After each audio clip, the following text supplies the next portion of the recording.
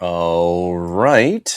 I believe this means we are live. Ladies and gentlemen, boys and girls, tech fans of all shapes and sorts and sizes and persuasions, welcome to another episode of the Monday Morning Tech Chat Show on the SGGQA podcast channel. I'm Juan Carlos Bagnell, aka Some Gadget Guy, the SGG of this terribly named podcast series, but the QA, that's the important part because that's the Some Gadget Guy question and answer news tech podcast. Every week, we like to dig in just a little bit deeper. We like to follow up on stories that have been evolving over time. It's why I like to hold my podcast on a Monday. We get our week started off right, even when it's kind of weird because I'm kicking the show off an hour early and forgot to tell anyone that I was going to do this because today is also WWDC 26, Apple's Worldwide Developer Conference. Got it right. I was like, what are all the letters in the shows and stuff? So, because Apple is always trying to sort of eclipse my show, they hold their developer conference, their keynote at 10 a.m. Pacific time. Well, that's halfway in between my show. It's very rude. You can tell, like, the folks at Apple are terrified of what I have to say, so they're always trying to shut me down. It's such a dumb joke, but that also means I'm expecting some people will be filtering in since I'm an hour early from my normal start time on this show. Those of you want to catching the audio replay, you won't notice that anything's different. But I already have a few really fun folks in the chat here. We got Tito, we got Fat Produce. We got Bradley. Fat Produce is saying he actually got a notification. I just hopped on because I got the notification. Someone smashed the bell icon and it actually worked. So I'm glad to see you in the chat there. Bradley Larcher, let's see what WWC brings this time. And as we wrap up the show, and I'm going to try and keep this to a tighter 2 hour as we wrap up the show so that I don't step on Apple's precious little toesies. Let's chat it out. What do we expect from WWDC? What do we think is really going to be coming to iPhones, MacBooks, iPads, etc.? I'll be curious what you all think might be in store for us. I've not been particularly whelmed by any of these developer conferences recently, as there's been just a lot of AI slop and talk, which is not great. Real not great. And we have some AI headlines to talk about this week too. Oh, we got Command Control Device saying hello.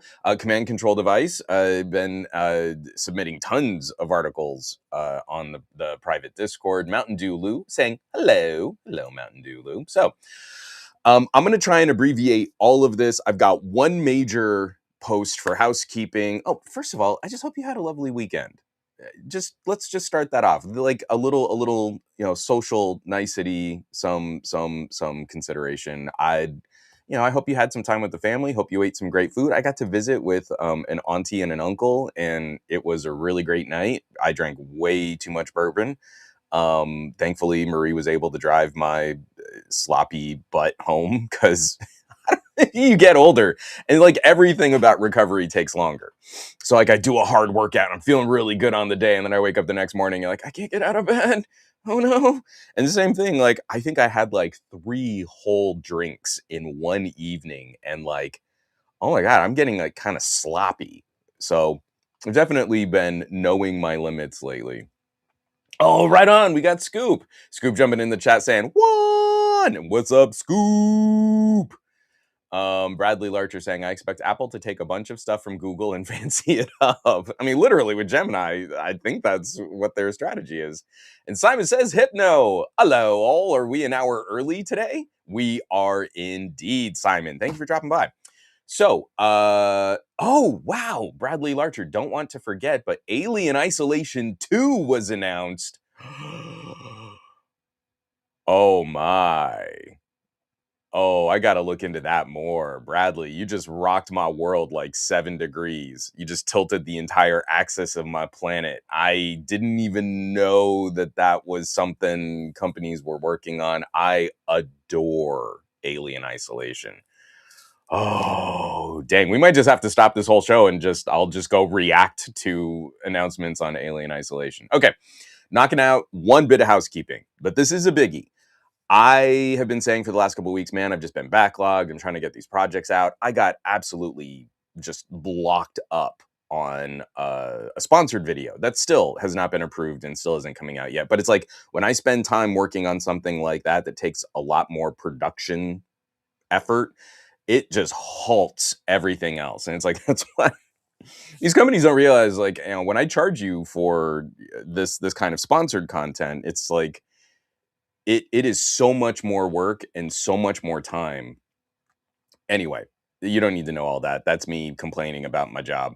The biggie was that I finally stapled together piece by piece the longest camera deep dive I've ever published at 58 minutes and 39 seconds. If you want a comprehensive look at the cameras on the Vivo X300 Ultra, I am now just on camera content at roughly 1 hour and 22 minutes of discussion on just the camera features and performance for this phone. I did a 24-minute camera tour, and that helped abbreviate the video for the review. So in my camera deep dives, I'll do this section just like, hey, let's talk about the app and the performance and like, how the phone handles these things. Does it overheat? Blah, blah, blah. And I'd cut that section down radically because I'd already done a 24-minute camera tour, and the camera review is still 58 minutes long. It is my absolute favorite Ultra of the year. You've got your Galaxy Ultra, which is kind of a whiff if you're talking about camera performance. We've got our Oppo, our Vivo, our Xiaomi Ultras. I don't know. Are we gonna get a Huawei Ultra this year? Is anyone hip to that? Because I the last I saw is like it might have been on the chopping block. So I'm not sure. I'm not sure if I'm gonna try and get my hands on a Huawei this year. Anyway, but out of all of the phones that I've used, Vivo, head and shoulders above what I need to accomplish, and some of the updates, improvements, and some of the software experience is just delightfully evolved over previous Vivo Pros and Vivo Ultras. So Simon says, no, that's a magnum opus of a camera review. As I one of these days, I need to get even just a little bit cheekier about like shooting the camera review from the camera I'm reviewing, but then I can't hold it up as a prop. Maybe that doesn't work. You know what? Never mind. I'm spitballing here and I'm an hour early, so I'm off my usual schedule here. On patreon.com/somegadgetguy, Vivo X300 Ultra camera deep dive. This is Ultra. And I will do a cut down probably Wednesday. I'll do a shorter version to go public. I always do the camera conclusions. But even that camera conclusion is going to be longer. I feel like I need to include the section on the app and software performance, even though that's abbreviated because of my camera tour. So I'm playing around with it, but it's still like, man, there's just so much I want to talk about this phone, but I had to let it evolve. Actually, you know what? I will take a second just because, I've been getting these comments and I want to maybe just kind of explain something here on the podcast because I feel like we're buddies, we're pals. So every now and then I'll get a couple folks who think, what the Patreon started as was a place for me to produce the camera and the audio reviews that we kind of gave up on Pocket now.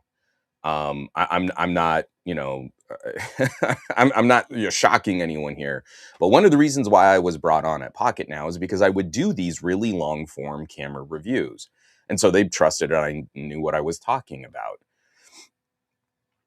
Towards the end of my tenure there, we were in this aggressive push to maximize every piece of video content to the most popular trending topic. How do we get the most views for our work? And I understand that, but I also disagree with that philosophy because I think it leaves a lot of money on the table. It at the time, especially when I was back at Pocket now, because this was like what 7-8 years ago now. you gave up on long form videos that might have had a chance back in the older YouTube algorithm days, and then you would have just missed out on, videos that would have gone viral and exploded. Because I'm sitting down and we're having this pitch session, and one of the editors just turns to me and says, like, "Okay, well, we love the camera reviews, but some of them do huge traffic and some of them do like a tenth as much traffic. What if we, you know what? I've got a great idea. What if we only did those kinds of deep dives on iPhones and Galaxies, right?" Which was fundamentally a deal breaker for me. I feel our Samsung and Apple coverage should have been trying to subsidize the same consistent style of reviewing across all devices. We're going to pick up a phone and we're going to call it a review. We should handle it the same way, including we should also be investing in, if we're doing tons of update stories. Ooh, a new Samsung update. Ooh, a new iOS update. We should be doing the same for a Huawei, for a Moto, for a OnePlus. But that's, of course, not what any tech blog does.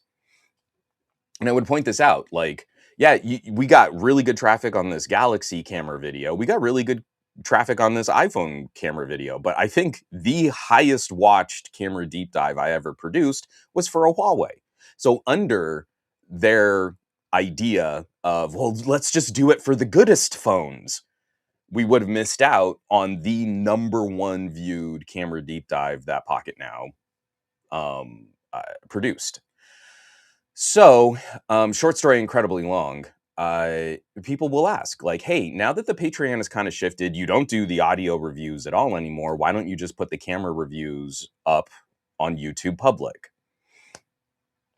I got a comment on this X300 Ultra deep dive, and saying the same thing, and I just don't know how to, because I don't want to be combative, because I really want the suggestions. But it's not something I'm doing casually, and it's not something I'm doing without consideration. I've thought about putting the full videos up on YouTube, and just like I'm doing my podcast here on YouTube, let me tell you, the podcast kind of hurts my YouTube channel. Like, someone will watch a video, because I have burner accounts. I'm trying to keep up with metrics. I'm trying to keep up with the algorithm. What are these trends that I'm seeing? And I'll do something like with one of my burner accounts. I'll let a video play, and then I'll see, what does YouTube suggest that I watch after this? So here's a cute little video about a smartwatch, and it's like a 10-minute video. And then it'll suggest, oh, and if you liked this guy's 10-minute focused, edited, produced review of a smartwatch, you must want to watch his 2.5 hour rambling political podcast. My watch time on the podcast, because of that, is really, really low. So YouTube stops recommending my channel and my videos as often. And unfortunately, with this being an hour-long technical examination with a lot of editorializing, let's be fair, my reviews are not objective, scientific. I am trying to express what my experiences were, and I have very emotional experiences with these kinds of gadgets, that if I put up an hour-long video, it's just going to die. And the Vivo X300 Ultra is already a dead topic, according to Google. If you pull up the X300 Ultra on Google Trends, from when it was announced to literally like 3 days later, it's just cratered as a topic worldwide. So I can put up a cut down version of this that'll be shorter and piss people off, knowing they're not getting the full thing. They're entitled to the whole thing. They should see all of my work, and that's just the way it should be. But putting this up there would hurt my watch time, hurt my channel, and also it kind of kills me inside to know that I put this much work into a video just to watch it die publicly on YouTube, because YouTube can't be bothered to really connect me with the members of my audience that would be interested in a video like this. Increasingly, it seems, and I have no evidence to support this, but it's just what I watch happen when people talk about how they find my videos still, is, let's say I do, like, I've got some audio stuff that I'm going to be talking about soon, like a really cool DAC that I almost held up on camera that's still under embargo. I've got some older earbuds that actually I just think are kind of interesting to talk about now. And I bet you, if I do a video on these earbuds, like it feels like the YouTube algorithm is going to say, "Oh, well, let's take one of his viewers who's super into network attached storage. And if we can get that person to watch one of his earbud videos, then we know it's such a good video, we'll pass it along to other people who might be interested in this." I used to get huge traffic on all my audio stuff, and now all those videos just die immediately when I publish them. So what am I to conclude based on YouTube's changing algorithm, their focus on shorts? I do not believe they are earnestly putting me together with the members of my audience and the people that would just be generally searching for this kind of content. There's no discoverability. And every week I've got someone coming back. "Oh, hey, I used to watch your channel all the time, man." Great. I didn't go anywhere.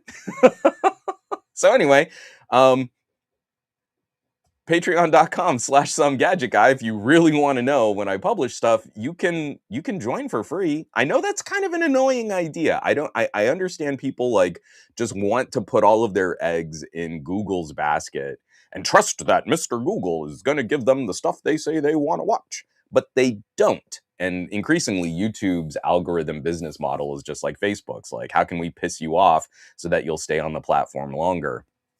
I don't know why that works in human psychology. It's so frustrating. But if you really want to get alerts, you could fire up an RSS feed reader and put in your favorite content creators, and then you would get real notifications when they publish videos. Or you could join these kinds of things. And I do put out free content on the Patreon too, some of the editorials. But you would at least just know, oh, Juan published something. It's probably on YouTube too. Cool. Let me go check it out. And I don't know. That's kind of the pitch, the plug. I wish it weren't like this, but I still have not found any better place to host or promote or monetize the incredible amount of work it takes to put together something like this. And even watching it, I'm like, oh, there's so much more I want to talk about. Even with an hour conversation about this phone, I still feel it's incomplete. So, it's just, we're never going to be satisfied to that degree, and we've got new products coming out, so it's like I've got to move on.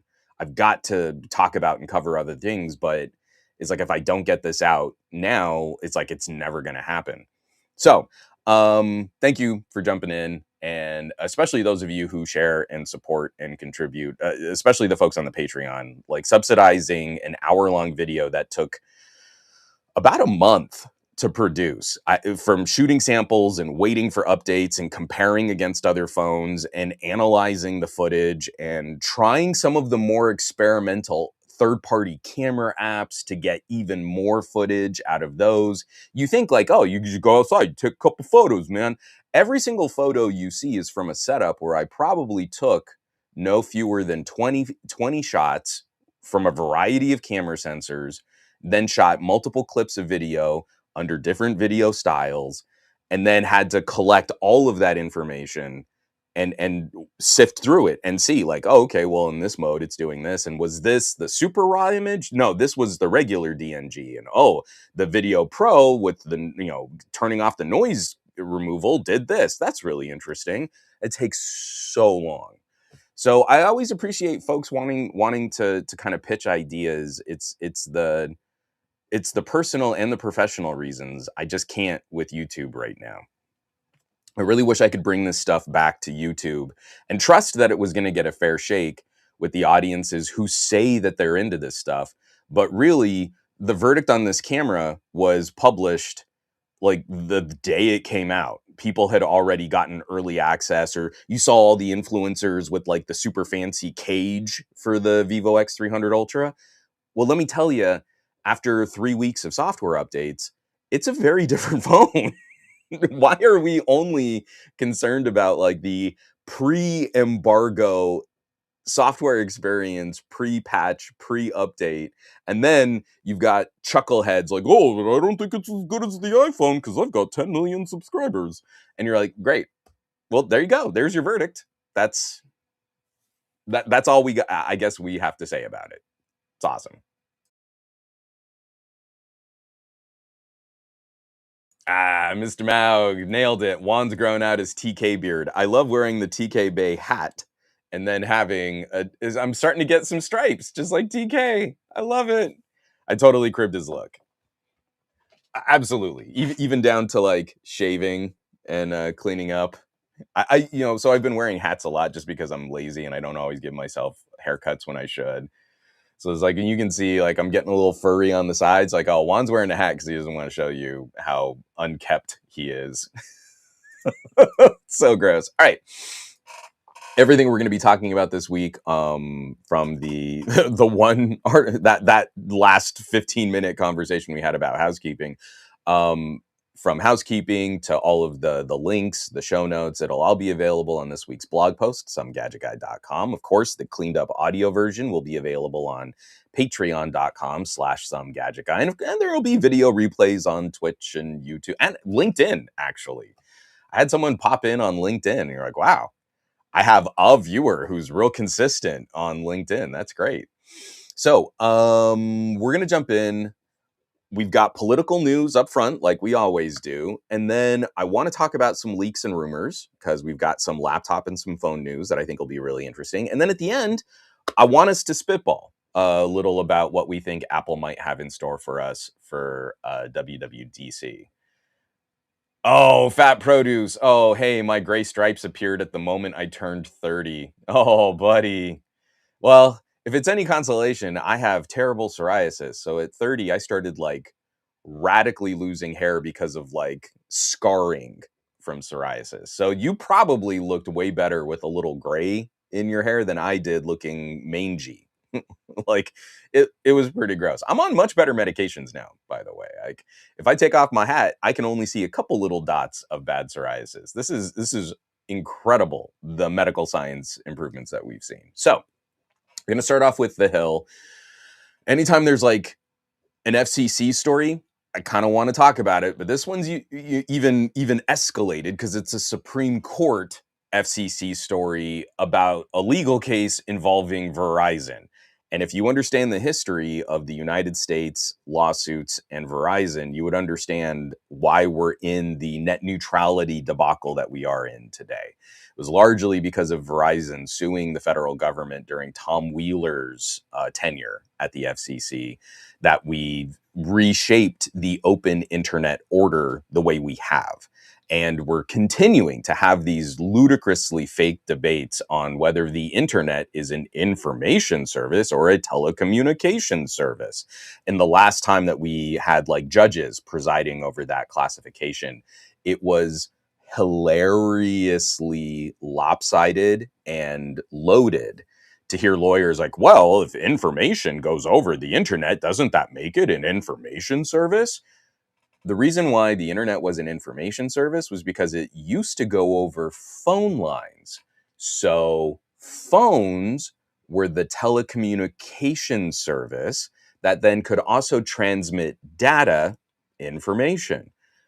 We don't have that anymore. Your internet don't go over the phone, and now phone is basically a data service that goes over your internet pipe. So those classifications should swap.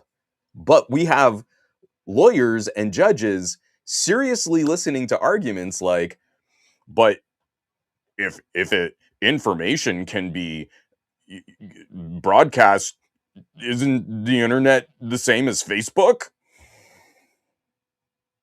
Anyway, so here's the Hill.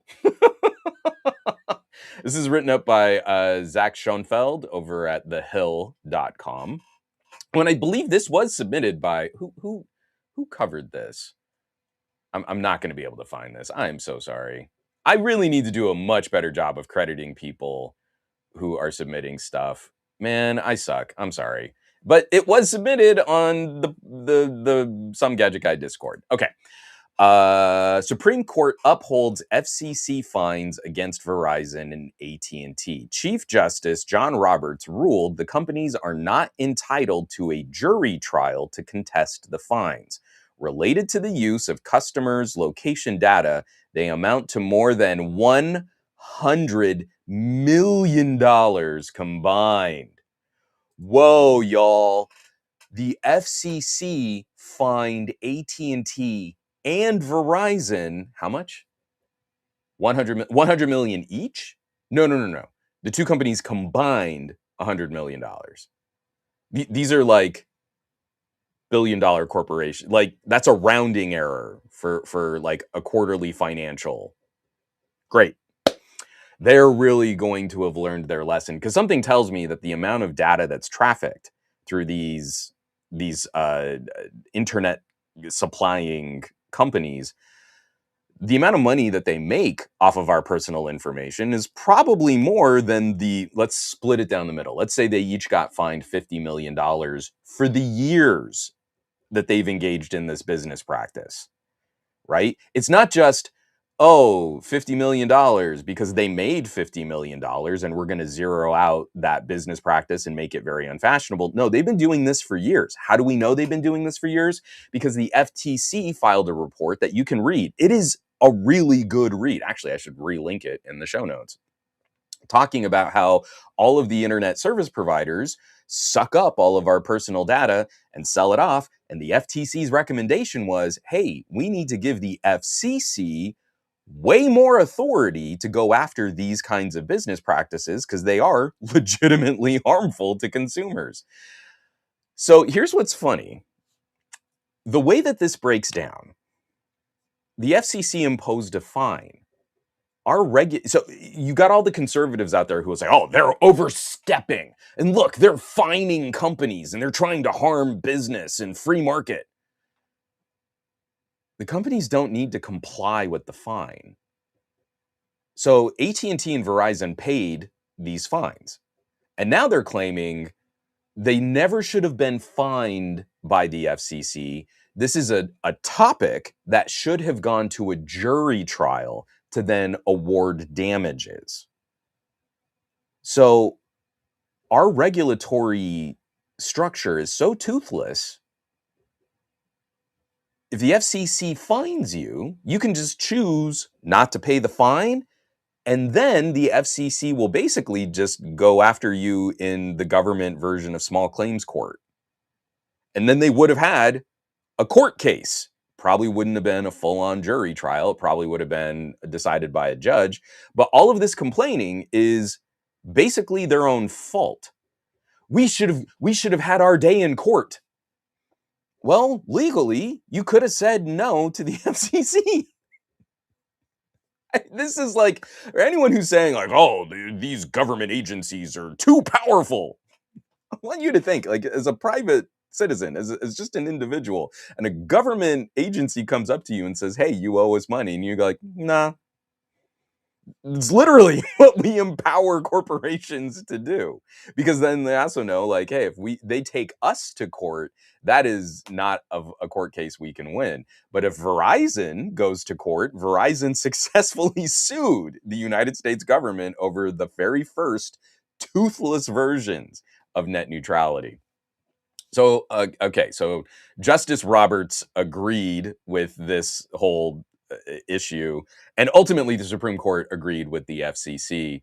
And like, also, it's funny, it's like the legal version of, well, that was a dumb move on your part, paying the fine if you wanted your day in court.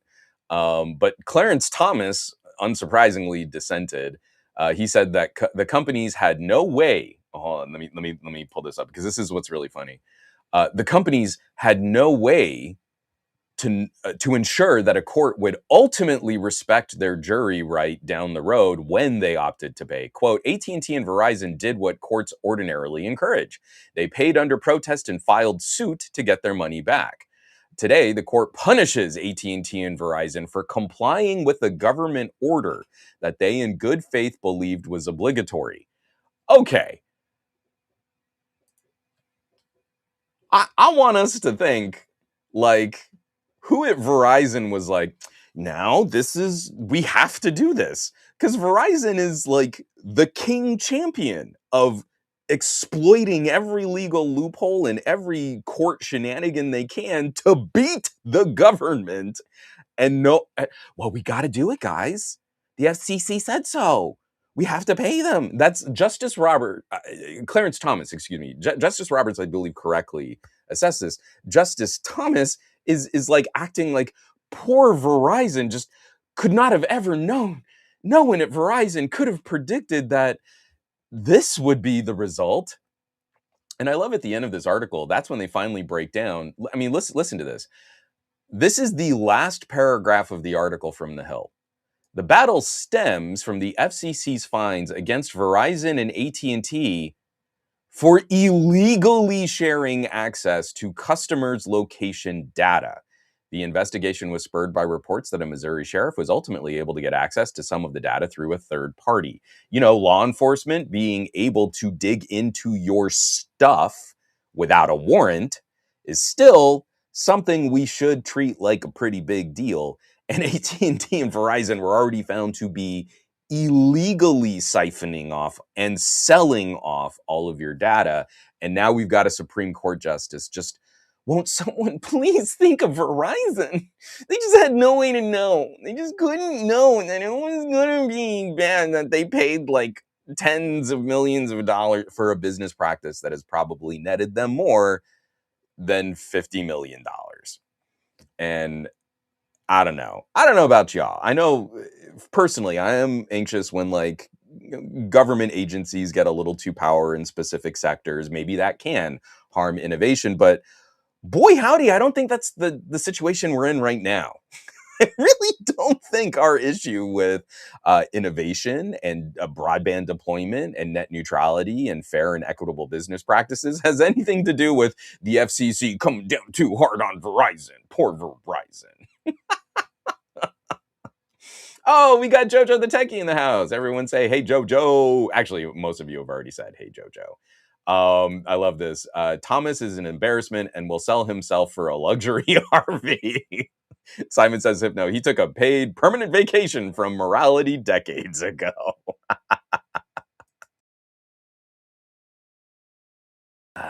Oh, and everyone say hey to my Aunt Kathy. Hey there, glad you won that TV. You guys so deserve it. Enjoy. Love, Aunt Kathy from New York. Go Knicks. All right. I mean, like, out of I'm not a major basketball fan. I kind of, you know, I grew up with some East Coast family members, so I've always had a fondness for the Knicks. Um, I, as not a basketball fan, I think many of us, just from the outside looking in, though, we're happy to see the Spurs beat that other team.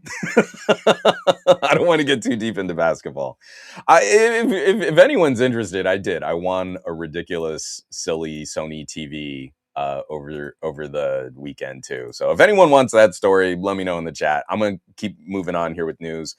I really got to move faster because I am shutting this stream down as WWDC starts. So I've got 90 minutes, well, actually 87 minutes. So jumping right in, this is coming by way of CNBC. We've got a twofer here that I think is interesting, but also kind of infuriating.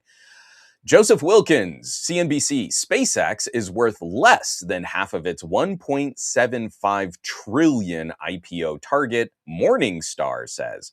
So first of all, I don't know if any of you are like biblically literate, but Morningstar is, boy, that's a name to put on a company, all about investment and analyzing and wealth and analysts and tracking and stuff. So Tanmay, we're built into that. So this article, and again, I've got it linked in the show notes, and I want you to read through the particulars, but I'll do their key points and just kind of keep this brief. Morningstar analysts believe SpaceX is, quote, significantly overvalued. The analyst says XAI poses a material threat of value destruction to the company, and Morningstar puts the actual value closer to 780 billion, which is roughly 48% what the market valuation is of 1.5 trillion.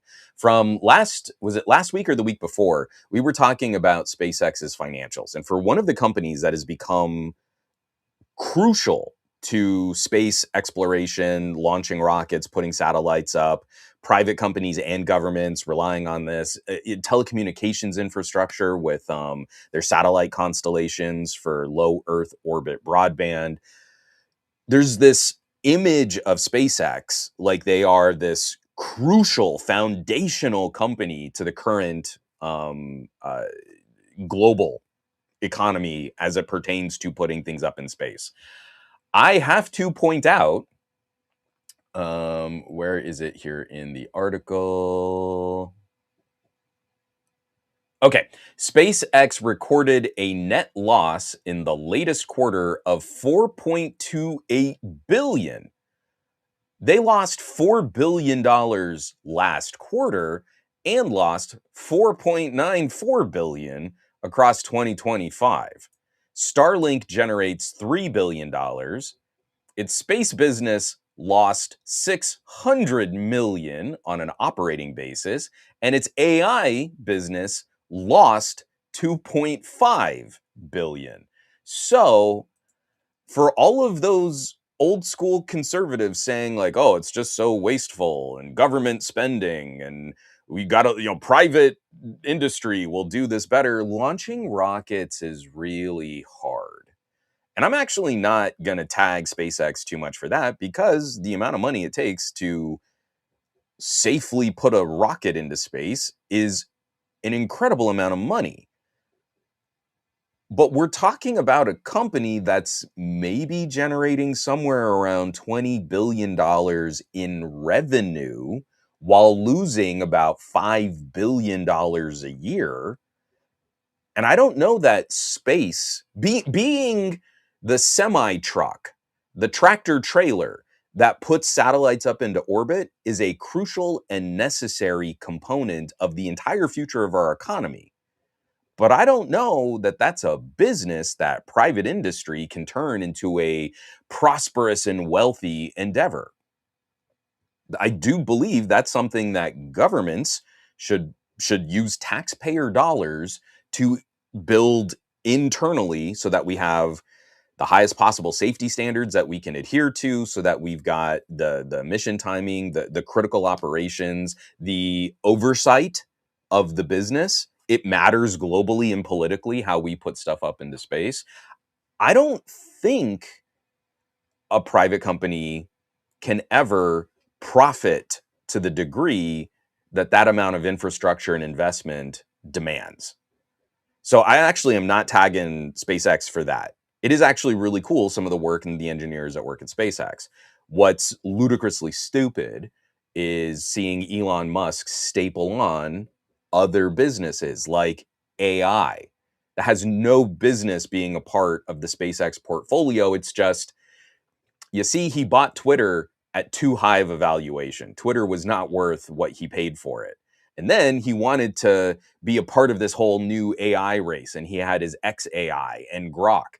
Well, to really move the money around, where he had money coming in from government contracts for SpaceX, he started using that money to advertise on Twitter to help float Twitter. And eventually, he himself acquired his own AI company. So XAI is a part of SpaceX. And I'm sure when you hear AI cost the company 2.5 billion, a lot of that money did come from government contracts. A lot of that money did come from taxpayers that Elon Musk then paid himself to acquire his own business so that it could be under this larger umbrella. And if SpaceX tanks and AI tanks, well, that's bad for space. So you got to make sure you're floating my AI company so that you can still put your satellites up into space. It's like as close to economic racketeering as you can get. It's like a protection racket. So, hey, it's a lovely satellite you got here. I'm so sorry if you got to keep my AI business going, or can't put that satellite. I mean, I'm just saying, it would be a shame if something happened to your beautiful satellite. I wish it were any other way. It just can't be. Yeah, it's we stapled them together that one day. Pretty great. So the reason why this is also disgusting is because we've seen Elon Musk has zero consideration, has no appreciation for environmental standards, for environmental protections, for the communities around his data centers. There was the one down in Georgia where he was literally just burning gas generators to power his data centers. And the entire area is seeing a massive, massive increase in CO2, in pollution, noise pollution, energy waste, just a terrible situation. So while I've been critical of all AI, I am extremely disappointed in Google. Google has the money, the political momentum, the will to build their own data centers. Google search for a long time was a foundational piece of the internet because they would basically kind of copy the whole internet so you could get to search results faster. Excuse me, got a big old coffee burp there. So it is with sadness in my heart that we get this SpaceX filing. This is the official filing here. Let me just read this off. This is for the SEC, sorry.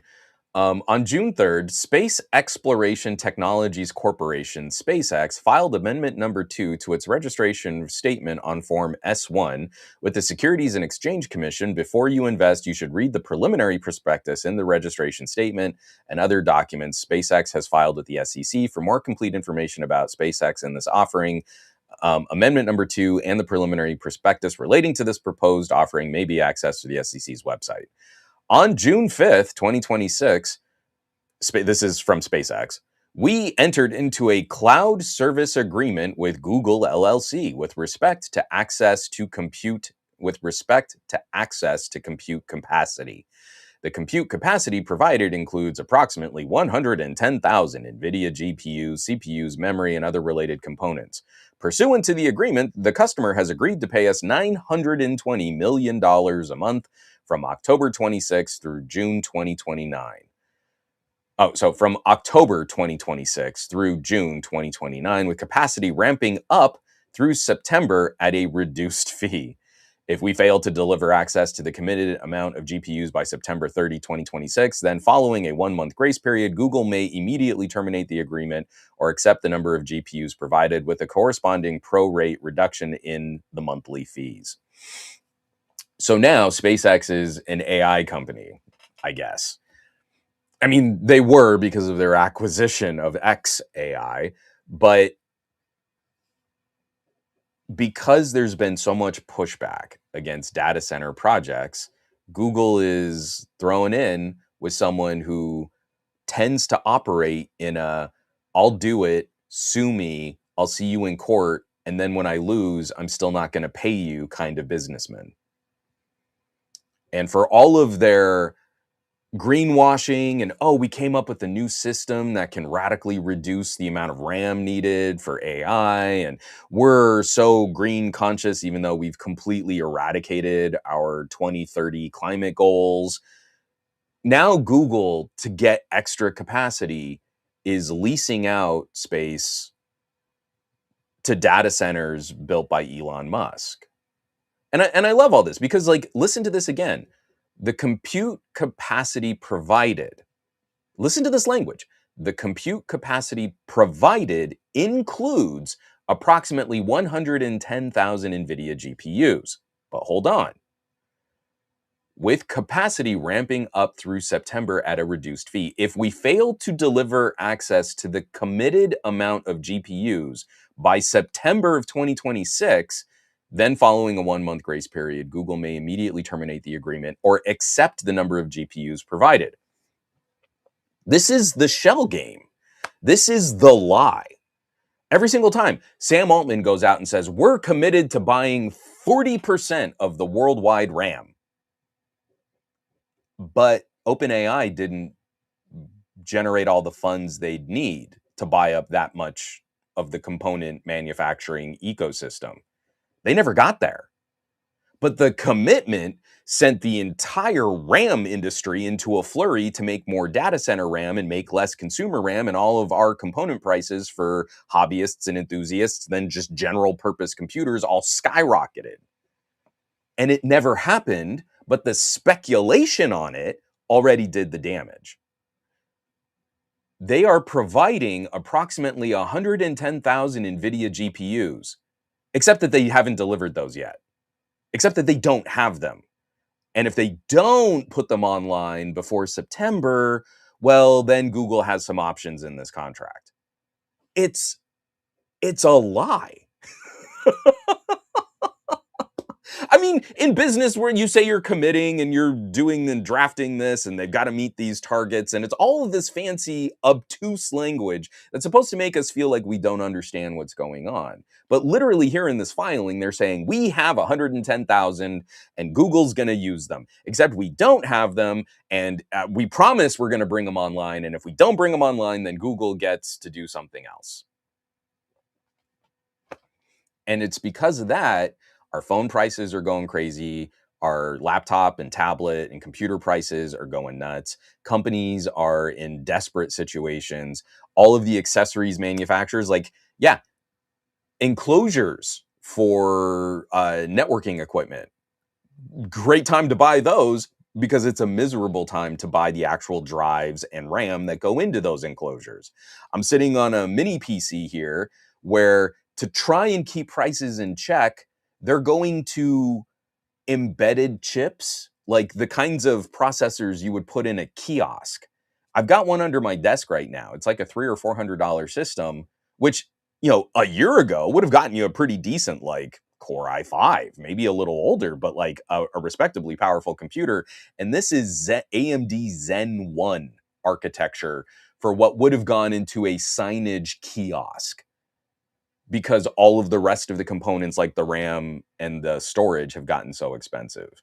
And it's reasonably priced for the year 2026. This is a joke if we were comparing to what this pricing would have been 18 months ago. So any way that we can continue to push back against stupid AI would be real nice. Be real good, because boy howdy is this so unsustainable. And I'm worried. I've said this on the podcast before. I really wish we could find a more graceful deflation of this bubble, but something tells me it is really going to catastrophically burst and harm so many people in the process. And all of us individual citizens, not the billionaires, they're going to be fine, but all of like the middle and lower class people are going to be stuck with the bill for bailing companies out when they were the ones hurting, causing inflation, rigging, sort of the political process through incredible amounts of speech as money. And it's just so galling that there's not even like an attempt to sort of wash it. It's just they're now out in the open saying like, we don't really have them and Google's going to pay us $1 billion a month, but we'll get them. We'll get all the GPUs. You don't worry about that. They're not online yet, but it'll be great. And Google's giving us money. So now SpaceX gets to look more attractive right before their IPO, where they're massively overvalued.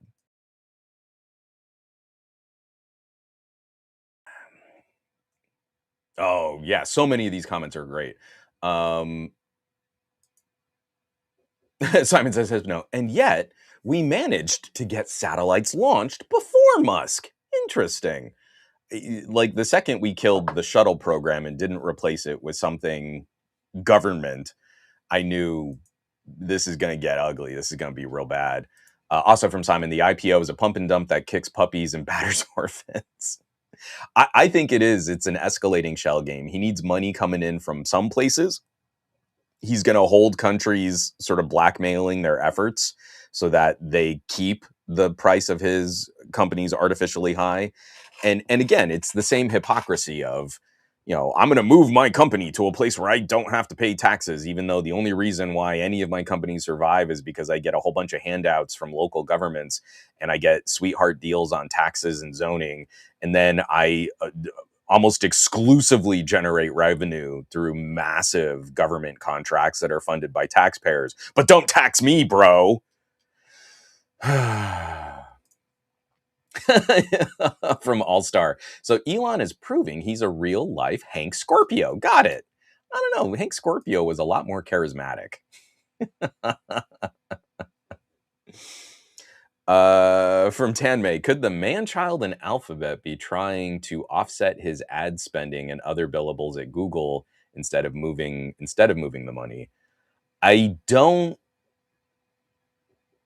So I think a big part of that is he's always played really stupid games with what the value of Twitter is and how it's monetized.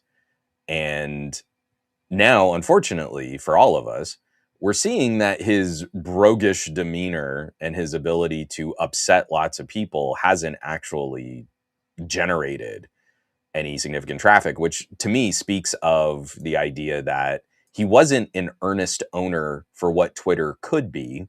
He was using it to enrich himself and to use it as a place to message and spew misinformation and to muddy the waters on earnest conversation. And that has actually helped make him a lot of money. Probably in some ways helped keep him out of prison if we really explore the final consequences to some of his actions. So in that case, it was totally worth $40 billion of other people's money to acquire and operate Twitter the way that he has. But now it is starting to fray that none of his businesses are bringing in profits the way that he keeps claiming he's some kind of business genius guy. And so he's going to keep playing increasingly ruthless games with moving money around between his various organizations to try and make it look like they're doing better than they are. Simon says, Hypno, do no evil, but do business with evil. I think they took down do no evil. Didn't Google get rid of that? Google's fine with being evil now, y'all. I'm saying this on YouTube. This is why, my YouTube channel doesn't get any traffic anymore. Ron GKP. Now that they have AI, they can fake landing on Mars.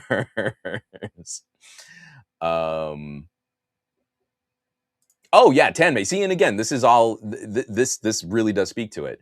Tanmay also says, I assumed Tesla and SpaceX had its own chips built around Dojo. Didn't know NVIDIA GPUs were the TNC.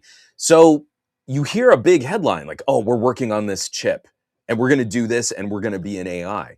But then you really decipher what it is that they're doing. And like, yeah, this is a component for this part of the equation. But just like everyone else, we're kind of using the same parts and pieces. And that's why this whole race to we have to beat China to AI has been such a disastrous business operation, is because after a point in trying to put these LLMs everywhere that we can, we've ignored other types of research. We've ignored other types of machine learning capabilities. And we're trying to lump everything into these structures that aren't really great for that.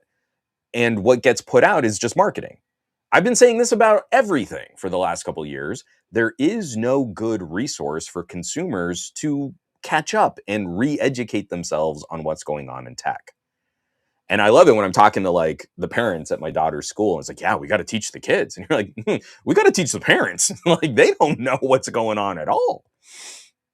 So you hear this headline like, oh, it's a chip and it's going to do this. And so it plants that little seed in your brain that like, oh, they must be doing this incredible work on their own bespoke hardware, ignoring the fact that NVIDIA is the company that's selling shovels and pickaxes during the gold rush, which is why NVIDIA has the money to invest in other companies so that they can take the money that NVIDIA gave them to go and buy more NVIDIA hardware. And we're acting like that's healthy for the economy. Local Black Man 427. I know it's a meme to say capitalism is out of control, but like this is literally a tangible example. And Simon says Hypno agreeing, and it's so obvious, yet nothing is being done. And Goat V8 is saying, so we pay the price as the AI bubble inflates and then pay when it bursts too. That's fun. Just like with tariffs. All the companies that are going to sue because the tariffs were illegal, and we paid the increased prices because of the tariffs.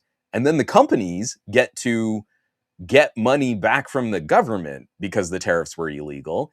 And we're going to pay for that out of taxes. I don't want my taxes going to making billionaires richer. I want my taxes going to improving healthcare and fixing roads and bridges and improving telecommunication access for all people. And there's so much more we could be doing with that money than giving CEOs money back that they charged us on their products. Oh, Mr. Maug, how many more billions does a billionaire need? They need all the billions. And no one should ever tell them that they need to like pay taxes. No one should ever stop them from doing everything that they want to do because they were bullied in grade school and their mommies said that they were special and unique and now they're going to show all those people and make them pay. I don't know. Oh, Fat Produce with a super chat. We are living in a spacer's choice world. We absolutely are, Andrew. And thank you for the super chat. I appreciate the support. I got to move on. I already wasted way too much time on that. If you needed more AI to create more pollution, then Google is happy to give money to SpaceX to fulfill your desires. Uh, I love this as a twofer, so I'm going to run right to these stories back to back. But how y'all feeling about Google search these days? My wife has mostly switched over to DuckDuckGo. I'm considering some other search engines that we're going to talk about here in just a second, but I've pretty viciously backed away from Google. If I'm gonna use an AI search, I'm happy to let Bing pay me to use their search. I've got Bing points so I can shop at Amazon. But mostly I'm trying to find anything that's not AI generated because I want to go directly to the website, not get a summary which may or may not be accurate from the websites that I want to go and see. So this is coming by way of Ars Technica, written up by my man crush, John Brodkin. Google ordered to put clearer links in AI search and let UK publishers opt out. UK regulators today ordered Google to put clearer attributions and links to publishers' content in its AI-generated search features. The UK's Competition and Markets Authority, the CMA, also said Google must give publishers a way to opt out of AI search. Google opposes excessive attribution. How dare they make us tell you who we stole that information from? AI search is theft. There is no kinder way to put it.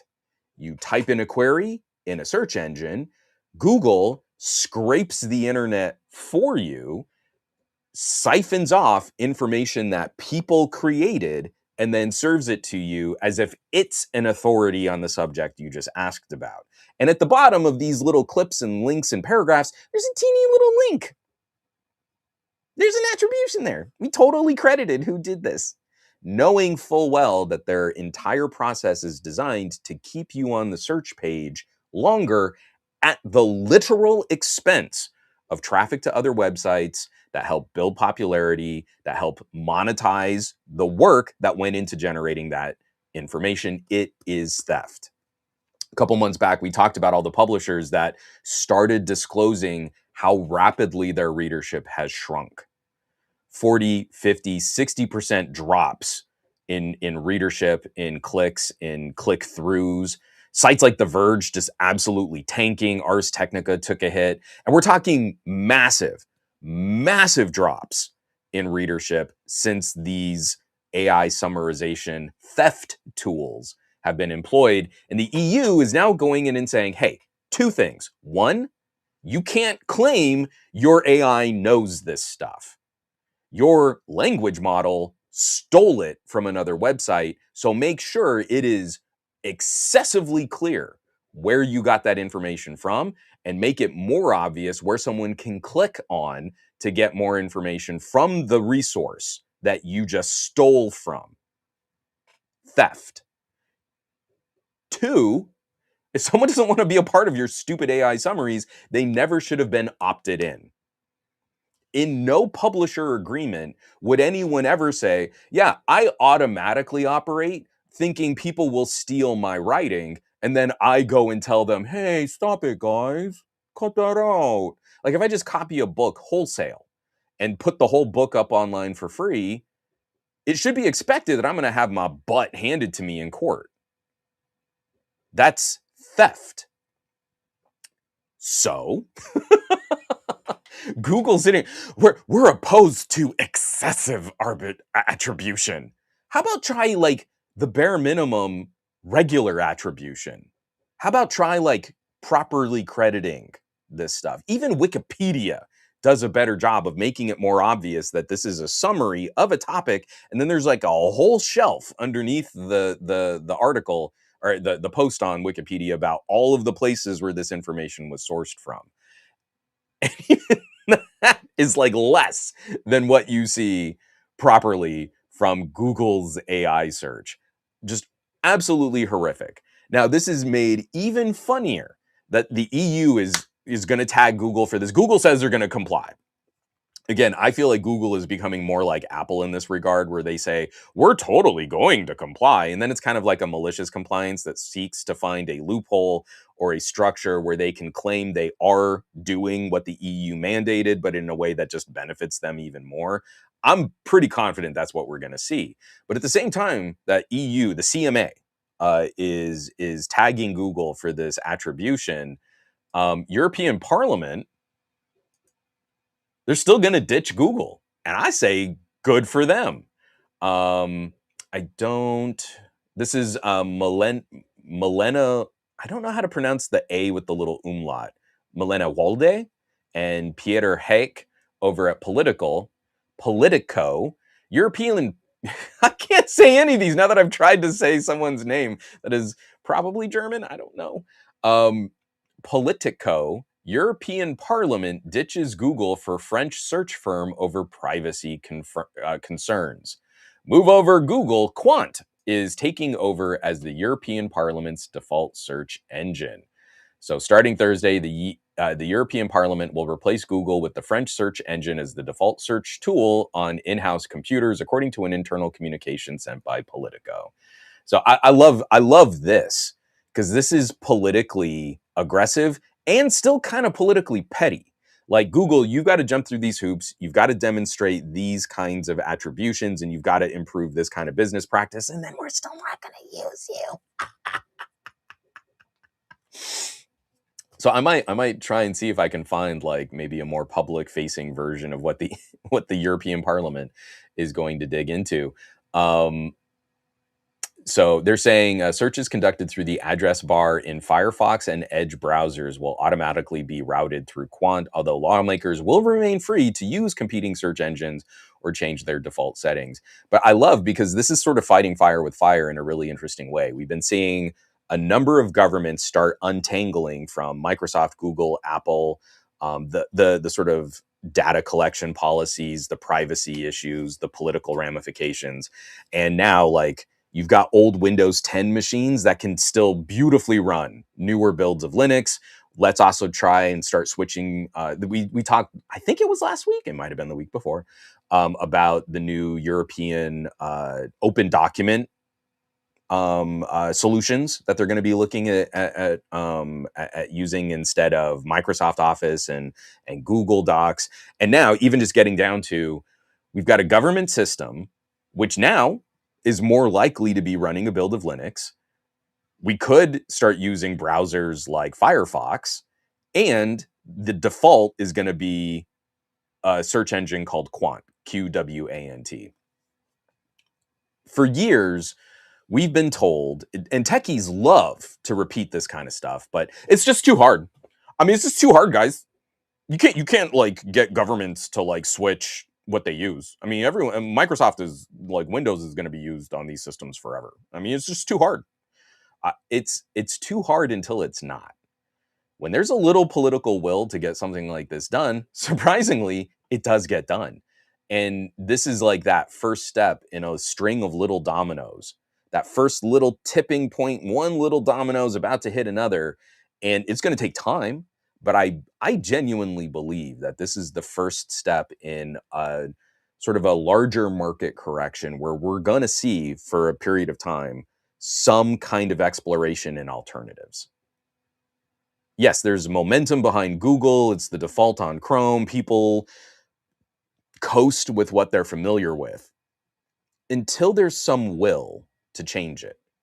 And the person who goes to a government job and uses this Linux computer and then goes home and says, you know, like I could still get everything done I need to get done. Yeah, maybe I like the layout better on Mac OS, but maybe my next system isn't going to be Apple or Google or Microsoft. It's that little bit of familiarity that just chips away and erodes the comfort with what they've been sort of coasting with. And then you see like, oh, actually, this is pretty cool. Oh, also, it's free.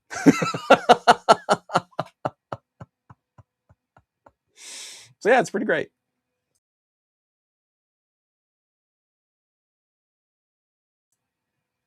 A lot of you talking about like cyberpunk in the chat. Like, yeah, we're gonna be seeing a whole new like cyber mercenary arrive. Mr. Maug, can we join the EU? I wouldn't mind using euros like in cyberpunk. Oh, and Jonathan, so this is what's so galling too. It is amazing to me that the AI summary is still so consistently wrong. If I ask about anything about which I have deep knowledge, the answer always contains some misinformation. And I've told you guys, like I've been updating Wanbot, that little laptop that I'm running local LLMs with all of my documents on this one little laptop. And it is very useful for helping me track down information from a script that then I can find where that video is, because I have crazy archives of like everything that I've ever shot. Sometimes I just want to pull footage from like a video I produced at Pocket Now. I still have a lot of this archived content. And so having every single script and article and editorial I've ever written is helpful for pulling that information. But if I try to ask it specifics, and I showed this, it hasn't gotten any better with updates to Quen and Llama. If I ask it for specifics, it just vomits garbage. I asked it to tell me like, tell me about the LG V60, and it pulled specs from the V30, V40, V50, and V60 and just mashed them all up together. And even told me like my opinions of like, there's this one line it said, oh, and you really liked this phone for its innovative speaker thing. And like, that was from the G8 script. That wasn't even a V phone. Everything you've said is wrong. And it's like you're pulling from all of my writing. So yeah, I'm not super keen on that. So we're getting into some hardware here, but I do have this as just kind of a general concern. I don't know how upset I am about this. I feel like, hold on, let me get into the article and then I'll editorialize. I keep gilding the lily. Written up by Jeremy Gray over at Petapixel, GoPro is on the brink and has, quote, substantial doubt about its survival. GoPro, oh, sorry, let me just do this. As Bloomberg reports, California-based GoPro reported a 26% drop in revenue in the first quarter of this fiscal year. GoPro announced plans to lay off about 23% of its workforce in April. They also filed an 8K with the United States Security and Exchange Commission, in which GoPro says there is substantial doubt about the company's ability to continue as a going concern. GoPro has explained about its challenges as the result of massive increases in memory prices, which is undoubtedly true. The global AI boom has sent memory prices skyrocketing, and all tech companies are struggling as a result. However, GoPro has also been facing stiff competition from Chinese technology companies like DJI and Insta360. So I really feel a major part of this issue has been the steady decline of confidence in GoPro as DJI, Insta360, and then also phones. What we can do now with a phone has radically eaten into what people liked about a GoPro. In fact, I don't remember which one I've got now. Is it like a Hero 9? And I break it out every now and then because it is kind of convenient if I want to use like a fancy apparatus to like bolt it to an e-bike or back up drone footage.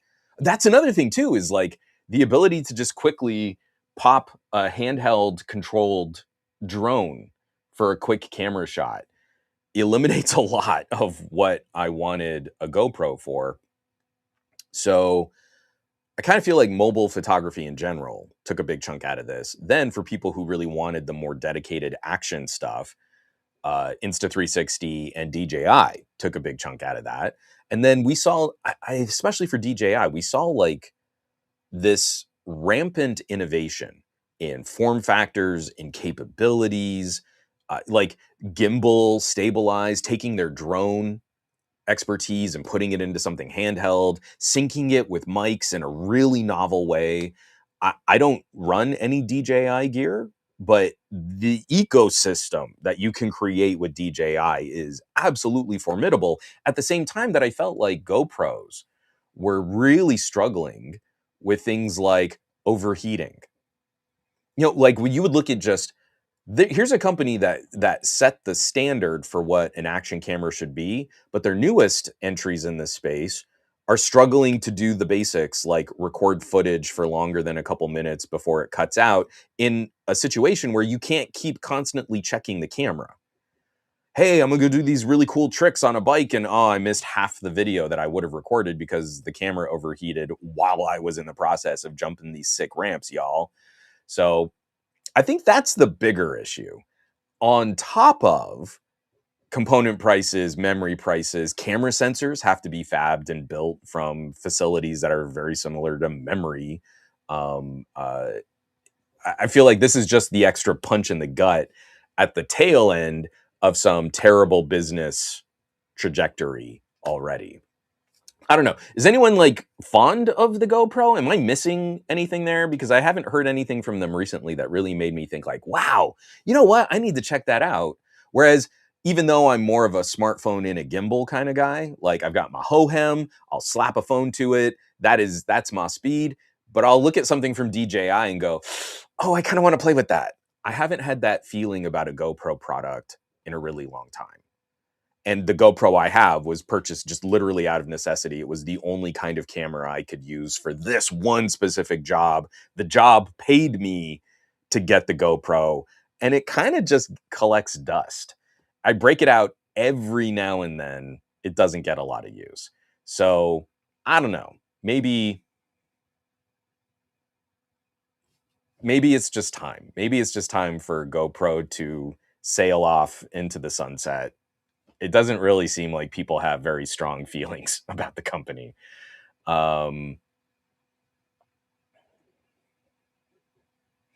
Darcy's got some great comments about LLMs, but I can't backtrack. We got to keep moving forward just so that we can finally wrap this up and we can try and get to some of the WWDC. But Mr. Maug is saying maybe they could try making dash cams. I don't think they can. I haven't covered dash cams in a while just because like I did a couple videos for, I can't remember now. And all of our cars are outfitted with dash cams, and it is so much work to rip out like the cabling and to replace cameras. And like, let me tell you, the trim on a Nissan is hot garbage. Like I've lost components and pieces internally in my little Nissan sedan just from trying to run different dash cam setups. I had to give up. But what you get in a dash cam is already so ruthlessly inexpensive. Who tried to do it? There was another company, this was a while ago, and they had like a larger reputation. And I'm trying to remember, and I can see their booth. They were the first to do like lane guidance, and it was really high tech and expensive. Like these were ridiculously expensive dash cam solutions. And it took like 6 months before every single dash cam at like a quarter the price was also piggybacking on similar tech. Dash cams are just one of those heavily commoditized, cheap camera. You don't really care about it. It just sort of runs while you operate the car. I don't think a company like GoPro could make a dash cam fancier. There'd be like a little spike of interest, and then people are like, oh yeah, that's really cool, but that's way too expensive for a dash cam. I'm not going to do that.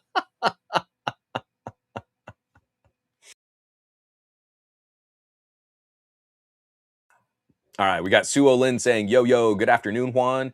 Oh, from Kenox. Hey, what's up, Kenox? From what I've heard, GoPros were a lot like Fitbits. They make a nice product, but then they tend to break a lot.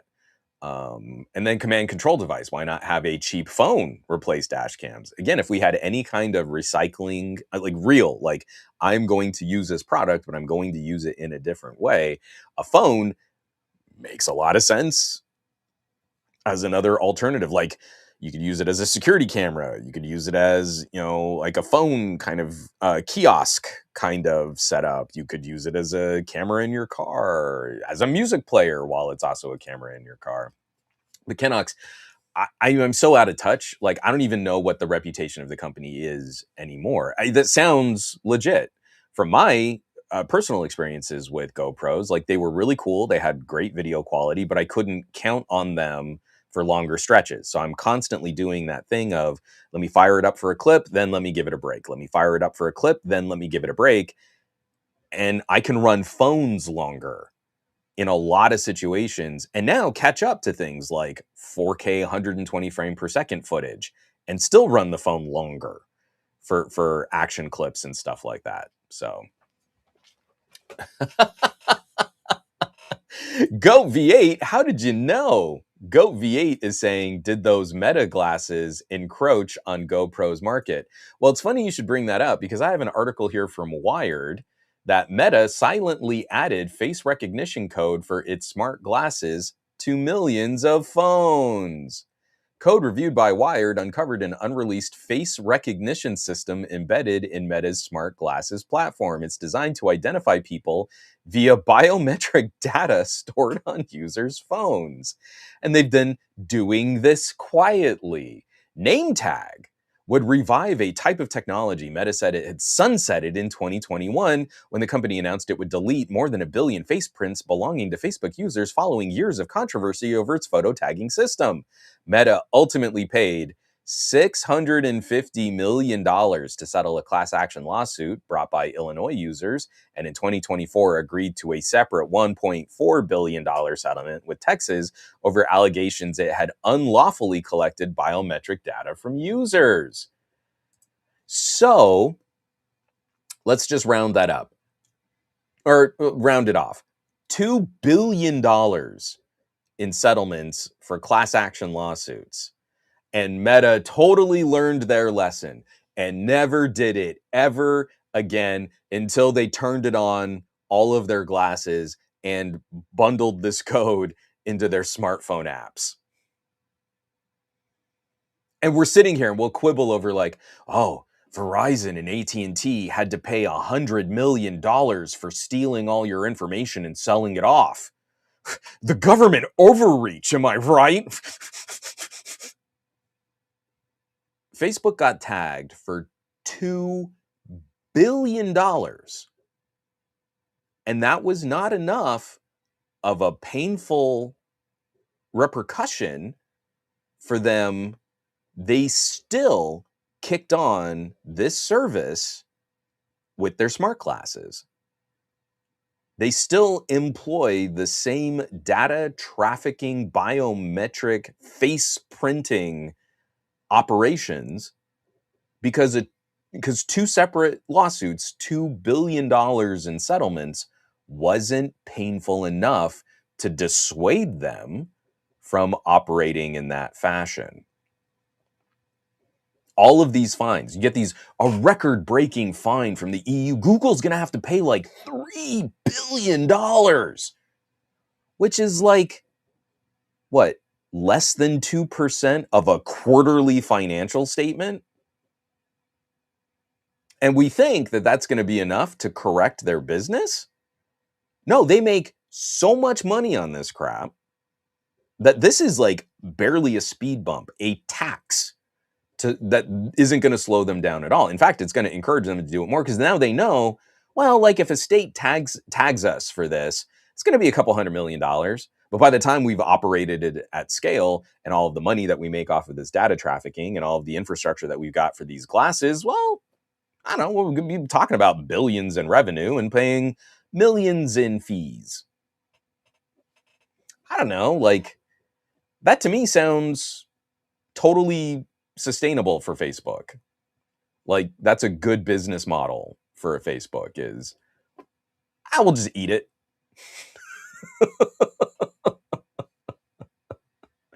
It's unreal. It's unreal. So yeah, Goat V8. I don't know that glasses are really. What's funny is like I feel like consumers largely don't like video glasses. When you really kind of dig into people's reactions to them, one, again, like I've been saying for years now, consumers just aren't educated about what's really out there. There is no good resource for them to learn about what the current trends are in consumer electronics. It just doesn't exist. So two, when they do find out what the glasses can really do, a lot of people get upset. Like, that's not what they want. They don't want glasses going into private places. They don't want cameras that can just be activated without any good disclosure to people around them. Oh, it's just everyone has a camera on their phones. And if you see me doing this, you're pretty confident I'm shooting video of you. If you see me just wearing glasses, am I shooting video? And it's ruined. Like, I tend not to wear my smart glasses around, like, especially like at my daughter's softball practices, because there's no way to assure parents that I'm trying to be responsible. Like, here, I've got my Vuzix, and I love these sunglasses, right? But they do look kind of funky and techy. You can see like these large square kind of elements behind the lenses. Those look like they could be cameras from a distance. And then you see like there's the little waveguide optic. I can't get it to line up in the light, right? Come on. Nah, I can't get it. But they'll notice like, oh, there's something weird in one of his eyepieces. What if he's shooting video of my kid? And like, they don't have cameras on them. But how do you assure someone? Oh, no. All those other people using smart glasses are glass holes. I'm one of the good ones. Nope. It's 10 and 11-year-old girls. I'm going to leave them at home. They would help so much when my wife texts and I need to pay attention to a piece of information. But now I can't have something nice because Facebook is pulling crap like this and just turning it on. And you know what? It's probably going to get them in trouble, but to the tune of some hundreds of millions of dollars. They'll just pay it. It's great. It's so frustrating.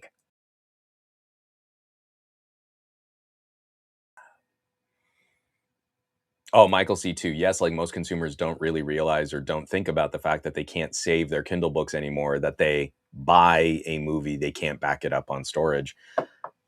It's always so exciting to me. Like I said, I got to hang out with an auntie and an uncle over the weekend.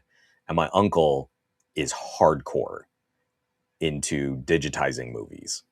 He doesn't even run like Plex or Jellyfin. I'm trying to get him to try because I think he'd just like the interface. I think he'd like the front end. Not now that Plex is ridiculously expensive, but like Jellyfin, it would be a little bit to set up. But this is the guy who got me into like huge storage when I was younger.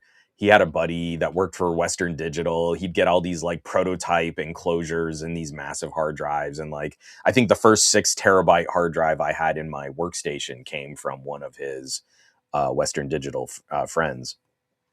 And we were just talking old movies.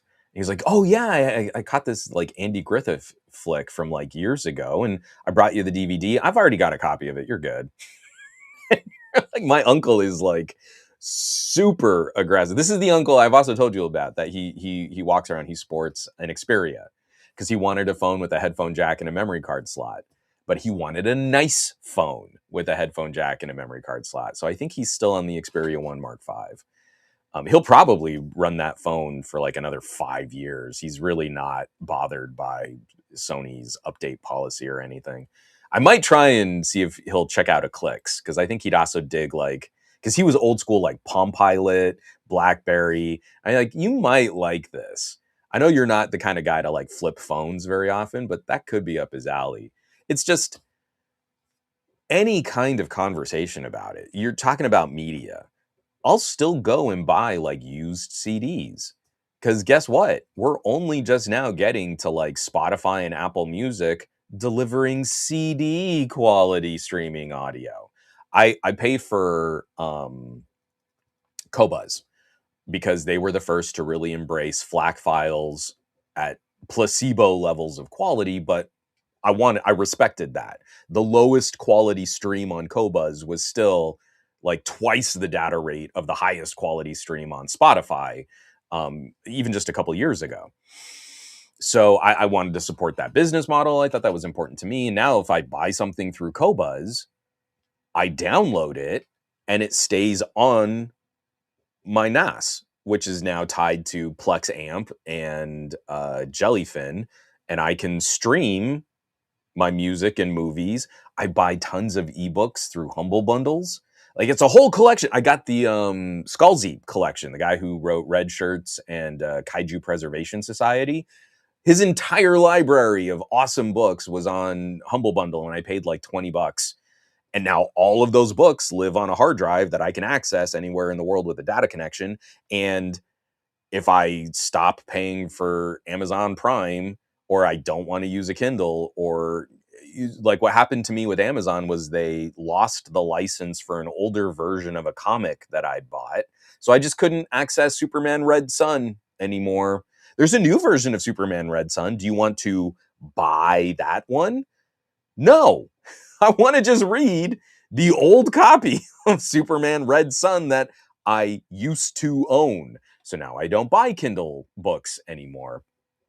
It's so frustrating because I think there's a much bigger collection of people out there that would think this stuff was cool if there was a way to learn about it and not have some smirky asshole on YouTube go, I mean, if you're into that nerdy stuff, but I mean, isn't it just so much easier, guys, to use an iPhone and buy a Kindle book? Isn't it just, and just pay for all the streaming? Isn't it just easier? If you're into that techie stuff, you can do that, I guess, if you're one of those nerds. And like, that's the tone that always seems to arrive outside like the core enthusiast group. The broader, like someone with hundreds of thousands of YouTube subs is all about it. Then someone with 10 million YouTube subs is like, no, but isn't that really hard, guys? All I do are my camera reviews and full auto. Who even can do a manual mode? So we've got two bits of hardware news, and I'm going to get really snarky about one of these. But I still believe Microsoft is outside their GD minds with their recent pricing. So here is my Surface 7 that I use as like a little backup system while I'm streaming. Love this laptop. This thing now retails for $1,200 more than what I paid for it when it was brand new, and it's roughly a 2-year-old system. That is what AI is doing. And Microsoft is complicit in this market manipulation over data and cloud processing solutions, making home-owned computers so prohibitively expensive that people won't be able to afford them. But then you can just use AI for everything and pay subscriptions, and your token cost will go through the roof. We do have a quick look at what the Surface Laptop 8 is going to look like. Now, this is different than the Surface Laptop Ultra. Surface Laptop Ultra is going to arrive with that new NVIDIA chip, that Spark chip, but we did. And so at the time, I was like, this is crazy, this is nuts, and I'm really upset because I wanted to hear about Microsoft's follow-up to my Surface. Right now, I think the computer to buy is the Asus. The Asus A16, which I have right over there on the desk, and it's just out of arm's reach, and I can't hold it up as a prop right now. That to me is my highest recommendation. I want a thin and light with incredible CPU performance, a good amount of RAM, great battery life. It's not the best for playing the games, but it's still reasonably powerful. Like, you can play a lot of games decently well on that. It's definitely going to outperform a Steam Deck, even with all the issues with ARM chips versus x86, blah, blah, blah, blah, blah.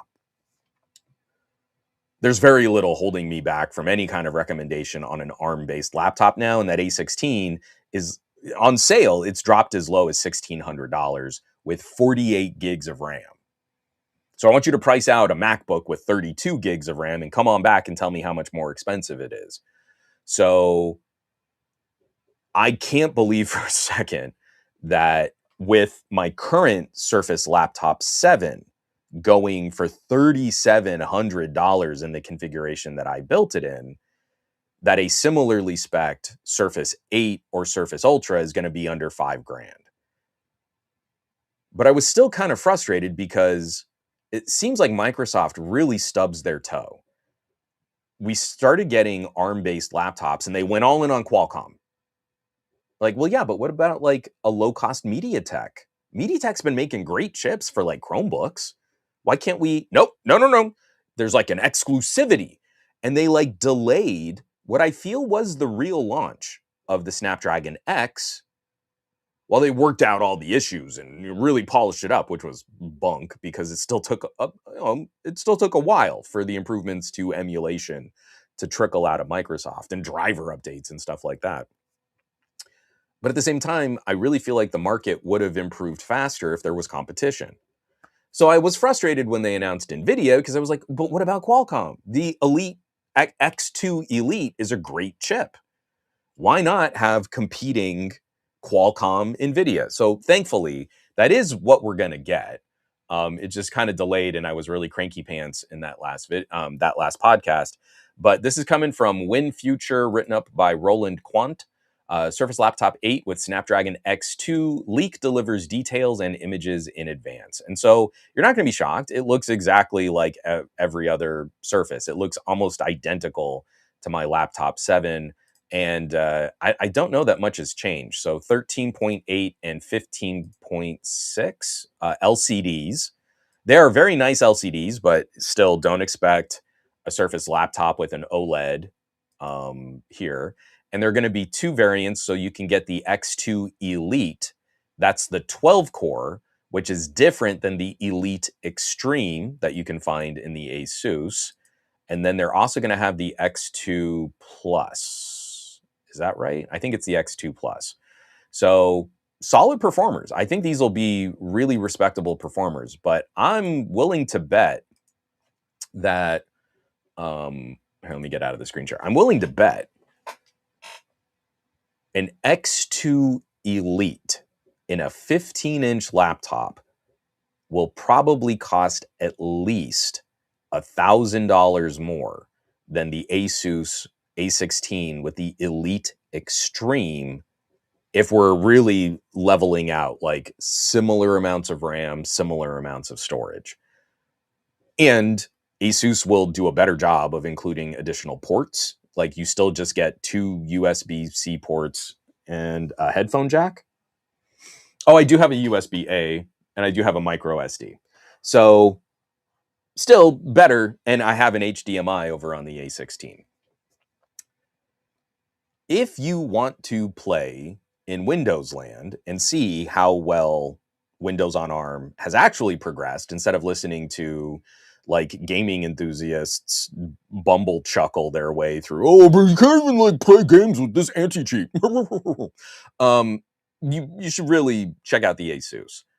I don't think I'm going to pick up a Surface Laptop 8.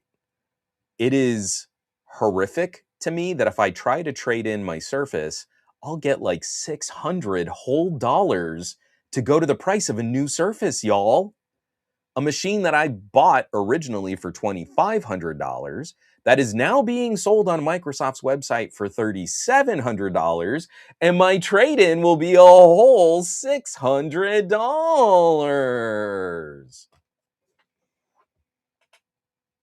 Yeah, it's pretty great.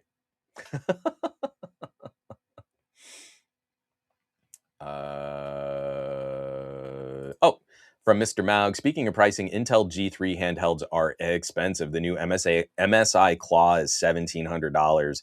I mean, the Asus ROG Xbox Ally X Extreme, wasn't that also like $1,000 handheld when it launched? And I'm sure it's probably going to have some price increases soon too.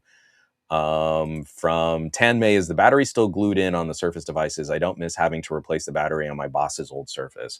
I believe iFixit said that the situation had improved for that kind of repairability.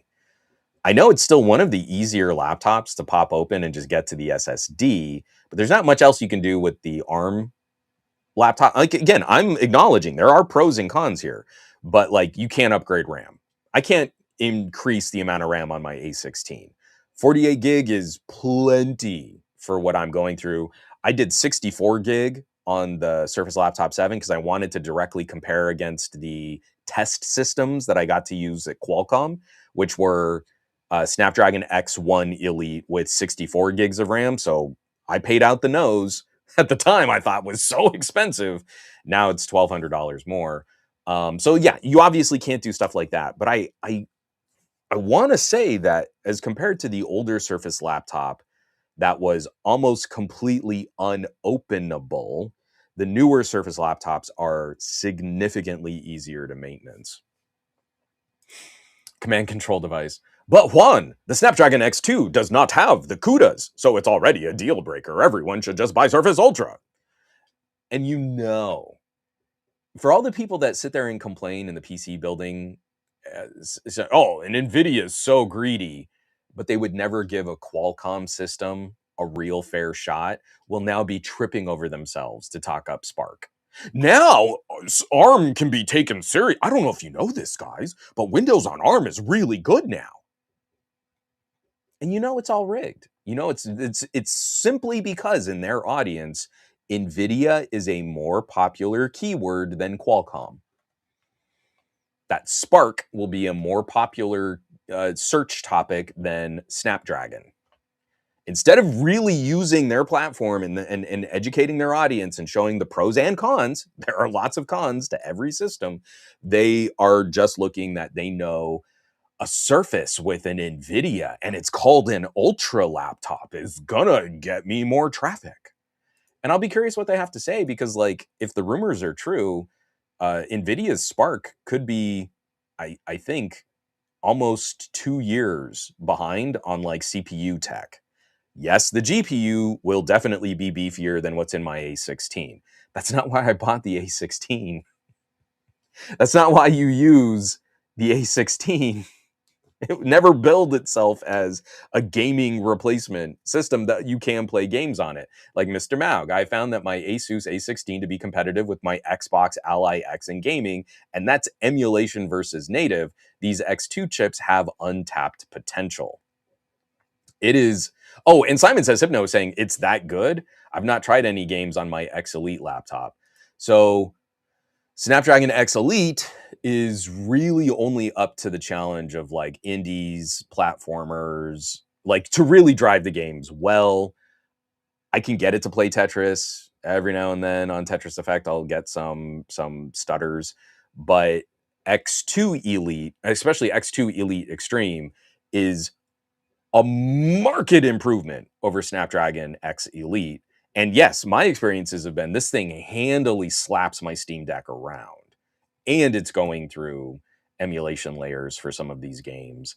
It's really not close. And I know the Xbox Ally X is more powerful than my Steam Deck, but we're still talking a portable handheld APU versus an ARM chip in a laptop, and the numbers look pretty solid for that X2. So, yeah. Michael C2, Bumblechuck is a hell of a verb. I'm really trying not to swear. I'm trying to come up with anything I can. So I want to wrap this up here before we talk about WWDC.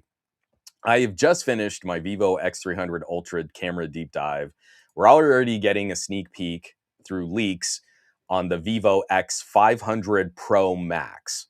I really wish they wouldn't call it this, but apparently we're going to get an X500 Pro and an X500 Pro Max. And it looks like it's going to be very similar to what we have in the X300 Pro, which I'm stoked. I don't feel like we need to rock this layout too much. The Vivo X300 Pro is one of the best camera-centric devices on the market today. It is phenomenal. So if we coast for a year on a Vivo Pro, I still think we're going to be in really good shape. Primary camera is going to be a Sony 50 megapixel with a 1/1.28 inch low-fic sensor, which a lot of these sensors already have that capability. They just never turned it on. We're probably still going to keep the same 1/1.4 inch type 200 megapixel sensor. According to this article, I'm sorry, this was written up by Siddharth over at GSM Arena. Vivo is said to be testing an upgraded ultra-wide camera based on a 50 megapixel IMX8 series sensor. However, the company may alternatively opt for a smaller 50 megapixel sensor. I would not be surprised if the hook is we keep the main wide camera, we keep the main telephoto, The price still probably increases because of RAM. It's going to be another Dimensity chipset. It'll probably get the new 9600 from MediaTek. I think all of those component prices are going to increase. I wouldn't be surprised if we get a downgraded ultra wide. And that's unfortunate. I don't want to see anything kind of shrink, but my experiences on the X300 Pro have been so good. I feel you could probably coast another year and still have a better overall price to performance than a Galaxy, an iPhone, or a Pixel. Like, there is zero reason for me to reach for my Pixel 10.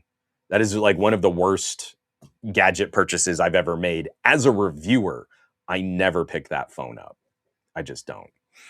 But it's just kind of funny because I'm going through this and I don't feel like this is radical or shocking information. But of course, the chat on GSM Arena is just all over itself with these hilarious arguments between people about, oh, you just can't trust a Vivo, and oh, these are the worst cameras, and they were better cameras in the X100. And it's great. Like, please act like a clown at home and let serious people comment here, or it's not nonsense just because you're too triggered by actual video proof.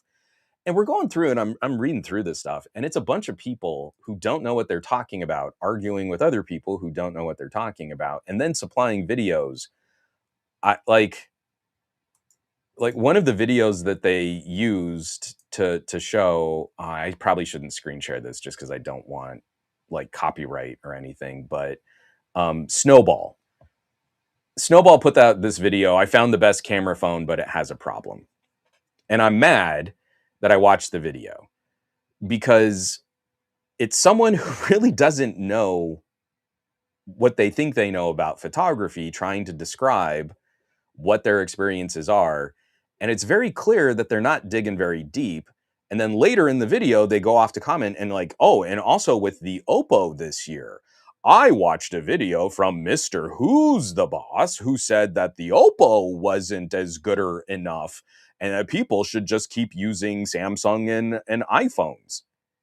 And that's basically the premise of his video. Is this camera phone, this camera-centric Zeiss phone, good or enough for me to stop using my Galaxy? And wouldn't you know it, just couldn't get there. Better luck next year. Maybe try again next year. But you listen to him describe things, and it's pretty clear he doesn't know what he's talking about. Like the focal length on the X300 Ultra is a 35 millimeter equivalent. So he calls that a 1.5x lens because most phones use a 24 millimeter equivalent lens. So that's like a 1.5x crop from another phone. So this is a 1.5x lens. That's not how multiplication on focal lengths work. So if I have a full frame camera and I have a telephoto zooming lens that goes from 100 to 400 millimeters, that's a 4x lens because the starting focal length is 100 millimeters and the ending focal length is 400 millimeters. And I don't know about y'all because I'm no math genius, super awesome genius math prodigy guy, but 100 goes into 400. Hold on. 4 times. So that's a 4x lens. And that's why photographers really hate describing things by X's. Because also I think we get it wrong on phones. Right now, if I pick up a phone, right, so hold on, let me get in. This is my X300 Pro. On my X300 Pro, I told it to use the equivalent focal lengths. So at the bottom, I've got a 15. That's a 15 millimeter equivalent. It's not a 15 millimeter lens. It is the equivalent of a 15 millimeter lens on a full frame camera. It's a similar field of view. But then I go to a 24. Then I can go to a crop at 50. Then I jump to another sensor and it's the equivalent of an 85. I don't do 1x, 2x, 4x, 10x. Because that doesn't actually tell me what the field of view is, and this is wrong the way we do it on phones. We do 1x as the main camera because that's the camera sensor you should really be using the most. That's not how X's work. It should be multiples of the widest focal length. So 1x should be 15 because 15 millimeters is the starting widest field of view. And then it goes down to an 85, or it goes up to, I should say. It narrows the field of view. That's what I'm saying, is like you get less field of view, but you get more reach. So it goes up to an 85. So what is 15 into 85? That's how we should be doing X's. So not only is it wrong to call a 24 millimeter equivalent lens on a phone the 1x, it's doubly wrong to then say most phones use 24, so the Vivo Ultra has a 1.5x time zoom.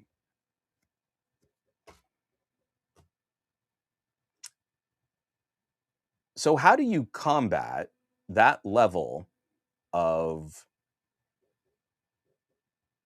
confident ignorance? Because I feel for the dude. He did have issues using the Vivo X300 Ultra the way that he wanted to.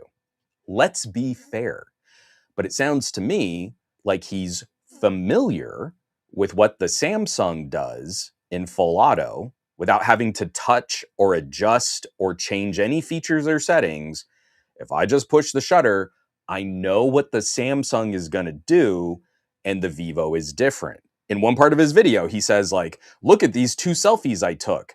And yes, the Vivo selfie is better, but look at what it did to colors and to white balance and to all of this information where, yeah, the Samsung photo isn't as good, but at least the Samsung knows its limitations and just gave up. And I think it actually delivered a more authentic image. And that wasn't exactly his phrasing, but that was the argument he made, was that the Samsung cameras weren't as good, but they know they're not as good. So the Samsung processing just gives up trying to make the image better. And that's why you should stick with the Samsung. And you just you just don't know what you're going to get out of a Vivo. Yes, you don't know what you're going to get out of a Vivo if you've shot for years on a Samsung and you're familiar with Samsung processing. You spend a week with a Vivo, I'm sure it'll be a shock. Just as if you had a Canon camera and you shot for a decade on camera, and then I took your Canon camera away and gave you a Lumix. Similarly, you would not know what to expect because you don't have the familiarity. But also, you seem to lack the curiosity if your argument is Mr. Who's the Boss also had problems with his Oppo. To me, it sounds like a skill issue. Like, it's everything I can do to not like jump into this forum post with people clowning on each other at GSM Arena and using videos like that as their evidence that a $2,000 camera kit phone should just do everything for you, because that's what makes for a better camera, is all the full auto processing. And that's what makes images better, except that we don't like processing unless it's Apple processing or Google processing or Samsung processing. Oh, this Vivo processing is just a bridge too far, if you ask me. There's just no curiosity. In the exact same way that this dude is shooting video from like standalone cameras and mirrorless cameras, would you just turn on your mirrorless and let it go green box full auto and then complain, oh, but the footage just isn't as good as what I can get out of my iPhone? No, because we recognize that when we use cameras like this, that we're going to control the settings. Like, you don't see my exposure going all crazy as I move around my camera frame because I've got panel lights that keep me in consistent illumination, and I lock my shutter speed and ISO. I sometimes let the white balance go just because it kind of helps when I'm picking up different images on phone screens. It makes me look funny, but it helps. And I don't have to plan for different images on a phone screen while I'm trying to shoot the video. But I know the basics.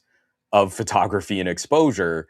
And I don't think that's unreasonable when you pick up a phone that's sold in a camera kit for $2,000 that you'd maybe want to go a menu deeper, that you'd maybe be interested in seeing what can I do with this in a more professional context, in a way that might replace my $1,000 camera body here. Maybe there's something else there.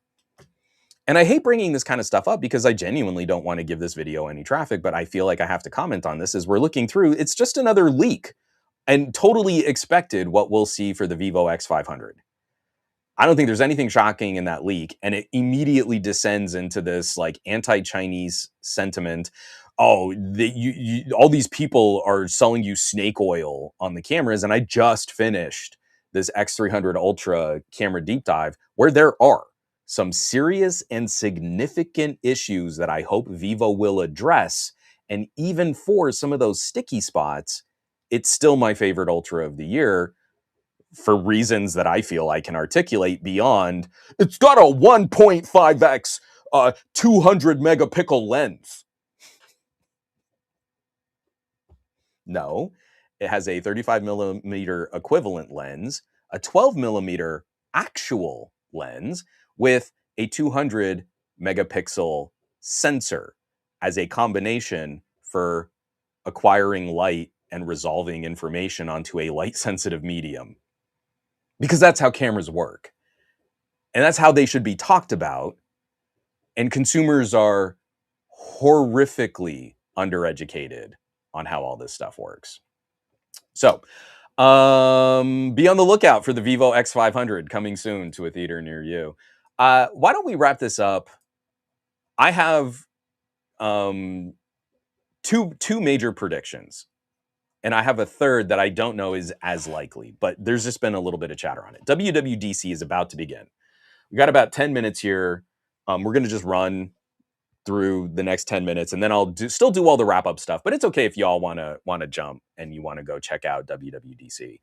But here's my major predictions. One, we're going to revisit the smarter Siri. Does anyone think that's controversial? I think we've been promised smarter assistant on iPhones for a while now. Hasn't really come to pass, hasn't really delivered. But now that we know that major parts of Apple's AI strategy are now just going to be fulfilled by Google's Gemini, that I think Apple is willing, in the same way that they incorporated search into Siri using Google, I think they're a little bit more comfortable plugging major parts of their strategy with Google services. I put out a video, like, was Tim Cook AI Nostradamus? And I think Apple all along wanted to find a company that would pay them to be on the iPhone. And the closest they got was having that free deal with OpenAI that Sam Altman is now seriously considering suing Apple because they were never really properly integrated into Apple's system, in the same way that now Apple took all that data, made all that money off of the subscriptions that OpenAI had on the iPhone, and now they're just going to go to Google and pay Google $1 billion a year to have their AI capacity. So I think that's going to be a major talking point. Siri's going to get so much smarter. And basically, it's Gemini. I don't think Apple has anything to show for their investments in this space. And I really had hoped that they would be a company more interested in locking down their ecosystem and doing more on-device machine learning stuff. But also their chips and their phones and their RAM can't really handle aggressive local AI compute. Like when your base model MacBooks and Mac Minis have adequate RAM to run Mac OS, that's not enough to unpack larger models. I'm working on a rugged laptop. They're like, oh, this new MPU, and we've got 32 gigs of RAM, and I'm watching like a local chat bot struggle to reach a token a second. And like, that's what AI looks like when you don't really build it to be in a local AI compute product. So I think Siri is probably a big factor, a big bet. Apple's going to talk all about AI again. And quietly, like, oh, yeah, and Google does this. But Siri, guys, and Apple Intelligence is kind of just Gemini. But no, it's Apple Intelligence, and it's totally different than Gemini, but it's totally just Gemini with like kind of a fancy wrapper on it. So I think we're gonna hear about all of the new 27 versions of iOS and iPad OS and Mac OS. I think they're going to double down on liquid glass. I think they're going to talk about making it more fluid and interactive and organic for a material that's not really organic. But then I think it's just going to be a spotlight for the new CEO. So I think we're going to hear about, Tim Cook kind of shifting roles and someone else coming in to be the figurehead of the company. But then the one more thing, and this is what I want to ask folks here. Do we think that Apple's one more thing reveal is going to be the iPhone Fold? I want to see, like, drop a 1 in the chat if you think they're going to get to the end of their developer conference and tease it in kind of a similar way that they initially teased Vision Pro. This is a new CEO for Apple with a new vision and new products, and we're finally going to invent the folding phone, the phone that folds in half, that no one else has had the bravery to commit to, that no one else has been able to accomplish. Apple will finally invent a phone with a hinge on it, because this is the vision of your new CEO, who's going to be all about products and bringing innovation to Apple in ways that no one has ever seen before. Hold on, I'm getting a message here. I just gotta get this and get no delete. Okay, yeah, good. So yes, now we can do the folding phone that no one else has had the bravery to do. The courage to fold a phone in half. Because like previous iPhones could fold once. You can fold the iPhone 6. You can fold that phone in half once. JGJ, Siri is a local LLM? Nah. I mean, I hoped. Again, there was an older idea of Apple where they were all about protecting your user data, and what happens on the iPhone stays on the iPhone. And if Apple ever included the amount of RAM that Androids have, you actually could have done more locally. But to me, Apple has always been the most expensive way to get the bare minimum for what that product class could do. Generally fine for daily battery life if you're charging it at night and charging it every day. All day battery, y'all, but not all day, all night, and the next morning like I've got on my Androids, right? So it's the bare minimum acceptable. Bare minimum screen resolution and screen refresh rate. It's a Retina display, but it's like, yeah, it's just good enough that if you hold it out at arm's length, you can't see individual pixels, and you're fine with 60 hertz. Retina display. Apple has always been about that. So you don't need more RAM on an iPhone or a MacBook. But now if you do any edge AI, boy, howdy, do you need a lot of RAM. Like, I'm doing some of the larger models on my Asus, and yeah, I'm glad that thing has 48 gigs of RAM because I'll unpack 20.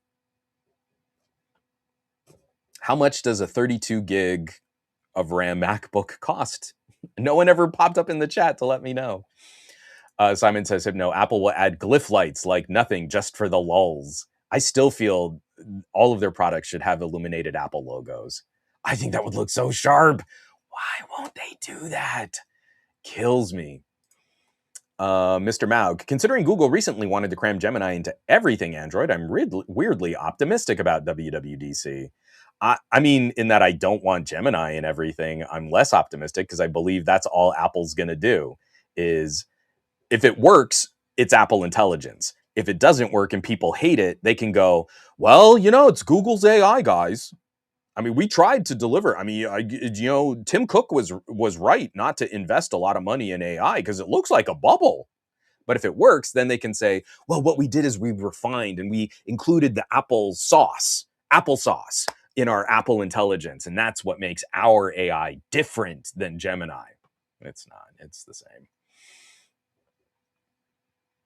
Oh, Kenox, I'm surprised you never brought up the lawsuit against Apple about their false claims on AI that happened 2 years ago. I genuinely don't. I remember reading about it. My brain is mush. I have covered so many lawsuits. I genuinely don't remember, but I feel like I probably missed it. Simon says Hypno dropped a 1 in chat.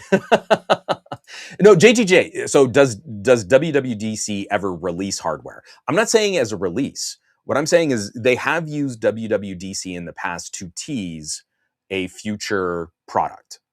And like you can showcase it or you can get a glimpse of it. I think it's me. It's like if I were betting on the extremes of what would be in a WWDC, I believe with a new CEO, you could tease at a WWDC, this is the future product we're looking at rolling out. This is the first glimpse that you're going to get of it. I think that could happen just in the same way that Google I/O will sometimes showcase an actual product. I think we could see something like that here in like 40 minutes, an hour, something like that.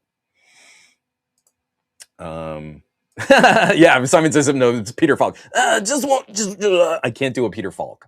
One more thing. It's because is it kind of East Coasty? I'm trying to remember Peter Falk's voice. I need to rewatch Columbo. Those were such great TV movies.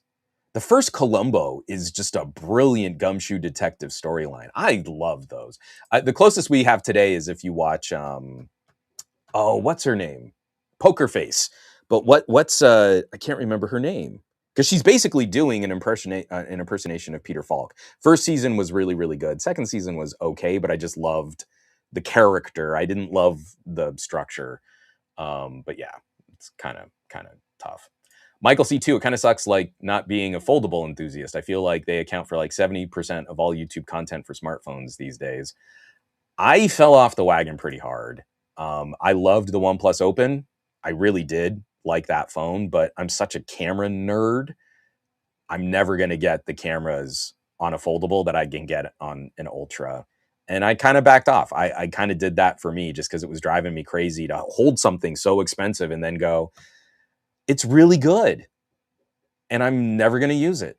I jokingly picked up this Xiaomi Flip. I think this is one of the last bendy plastic screen foldables I have in my office. That's not a museum piece. And I never use it. And it's a fine phone.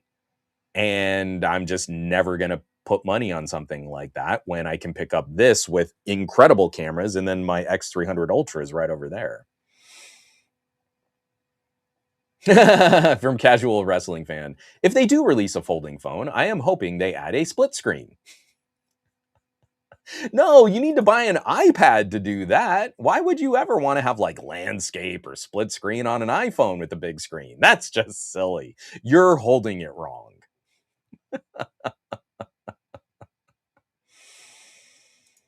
Mr. Maug is saying a 32 gig 15-inch MacBook Air with 512 gigs of storage is $1,700. $1,900 if you want the 1 terabyte. So $300 more than the 48 gig Asus A16. I don't know. I feel like that's pretty good competition. People keep saying, like, oh, ARM chips and Windows, they're just not good enough. And then, like, I don't know, this thing is an absolute monster that eviscerates the CPU performance of Panther Lake. And if you don't buy the right Panther Lake SKU, the GPU also slaps Panther Lake around quite a bit. And it's demonstrably cheaper than anything with Panther Lake. And it's $300 less than a MacBook with less RAM.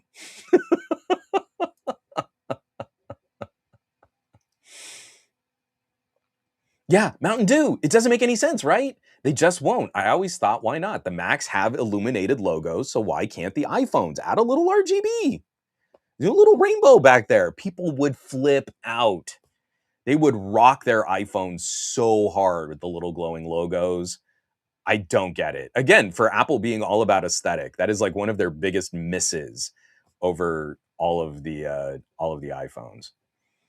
Mr. Mag is saying $2,100 for a 14-inch MacBook Pro with the base M5 and 32 gigs of RAM. So $500 more. I feel you were correct. Like it was correct to compare against the MacBook Air. What I think the A16 is trying to do in the lightest possible chassis, I believe is more directly comparable to the Air. That thing is shockingly light. When I picked it up at CES, I thought it was a shell. Like, it didn't look or feel like a real computer lived inside that thing. And until I heard the fans kick on, I didn't believe that it was an actual functional computer. Like, it's impressive. I don't mind, like my Surface is like 50% heavier than that A16. And the Surface is a reasonable machine to lug around. I I'm very impressed with the build for it being plastic and carbon composites, and I think there's a magnesium basic frame in there. But I also feel like the MacBook Pro isn't the fairest comparison just because it's built to be a different kind of machine. Simon says Hypno. It's kind of a New Yorkie style accent, but he's kind of old and curmudgeonly too. So it's a little curmudgeon, but there is some little East Coast. I just had one more thought there. If you could just answer this question, that's gonna completely and totally implicate you in this crime. Would be great if we could have that conversation.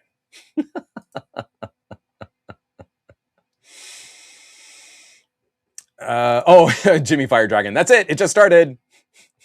Yeah, I know. I'm running 5 minutes over. I mean, you guys can jet. I've already seen the viewership drop. People are already heading over to WWDC. Mr. Mag also saying the OLED is beautiful on the A16. It is a very good screen. So Jimmy's giving us the play-by-play. Looks like Craig is on now. That should be pretty funny. And oh yeah, Michael C2. I wonder how many I was wrong touchscreens are game changers on MacBooks kinds of videos we're going to see. It's going to be insufferable, just like the Fold. What are these pixel rumors are about Google having this pixel glow feature? Some people indicated there were going to be these lights underneath the camera visor, but now it's just a logo. It's all rumors and links and speculation, and it's how we generate this like clickbaity traffic. And instead of just talking about the products, as soon as the product's out, it's not profitable to talk about it anymore. So we give up and we go to what's the next thing gonna be? Once real people can buy it, it's no longer worth talking about on YouTube, because then real people can just own it and tell you how you were full of crap to review it in an unfinished state pre-embargo on unfinished software and act like that was conclusive. Or now that you're getting it out later, say, oh, but could I put down a Galaxy camera for this Oppo or this Vivo? If you can't, you're basically telling us you're real bad at photography. And I wish people would believe you that you're telling them how awful you are at technology and photography. So let's go ahead and wrap this. Oh, Tanmay, the Asus A16 is not offered in India yet. I'm assuming after the import and customs, $2,600 US-ish. Well, Tanmay, that is, I think, too much to spend on the A16 if it doesn't arrive local with a good chip configuration and with good RAM. But I will say that is roughly the price of what I spent US on my Surface Laptop 7, which now costs $1,000 more than that. So that's, I would still choose the A16 at $2,600 imported over the 2-year-old Surface Laptop 7 that I love for $3,700 before importing it and dealing with customs. Oh, last question from Goat V8. Are you going to do a WWDC watch stream? I'd hang out for that. That's not really your thing, though, is it? I really have to get on to finishing some other videos, so I'm going to jump into some editing, hopefully get more content out this week than I did last week. But I'll probably be popping into the Discord. And if we want to chat on the private Discord, you can find that Discord through patreon.com/somegadgetguy. But we'll run the chat there. Folks, this was so much fun. Thank you so much for joining us on this rambling political stream, but also getting to chat about some cool gadgets and just the run up to WWDC. I'll be very surprised. I'm very anxious to see if there are any surprises. And next week we can talk about what actually arrived in WWDC, if you guys want to. If not, we could just skip it. I'm fine just skipping it. Apple gets enough unearned coverage for other stuff. If we just want to pass it by, that's okay by me too. I'll leave it up to the chat next week if we want to examine WWDC. But stay on the lookout. We've got great content coming from a variety of our favorite streamers. You can join the folks that are doing like Gadget Goddess. Probably going to be talking about some of this stuff tomorrow. Easy Computer Solutions on Wednesday. I think Holla at Your Boys still doing Fridays. I've been a little out of the loop, but give some love and support and some shout outs to all of your favorite tech content creators. If it's Ricky the YouTube tech guy, or Tech Tablets, or Hardware Unboxed, or a TK Bay. TK Bay is good people. Hugh Jeffries, if you really want to learn about gadget repair and not just how to destroy gadgets, you should be following iFixit and Hugh Jeffries. And then, humbly, a huge thank you to all the folks that are sharing and supporting and contributing to the Some Gadget Guy stuff. I literally would not be doing any of this stuff without your interactions, your sharing, your conversations, and those of you who have the means to contribute financially. It's a big get. So I will catch you all next week for another episode of the Monday Morning Tech Chat Show on the SGGQA podcast channel. Be safe, take care of yourself so you can keep taking care of others and be that amazing tech neighbor I know you can be. I love you all. I'll catch you back. Be well.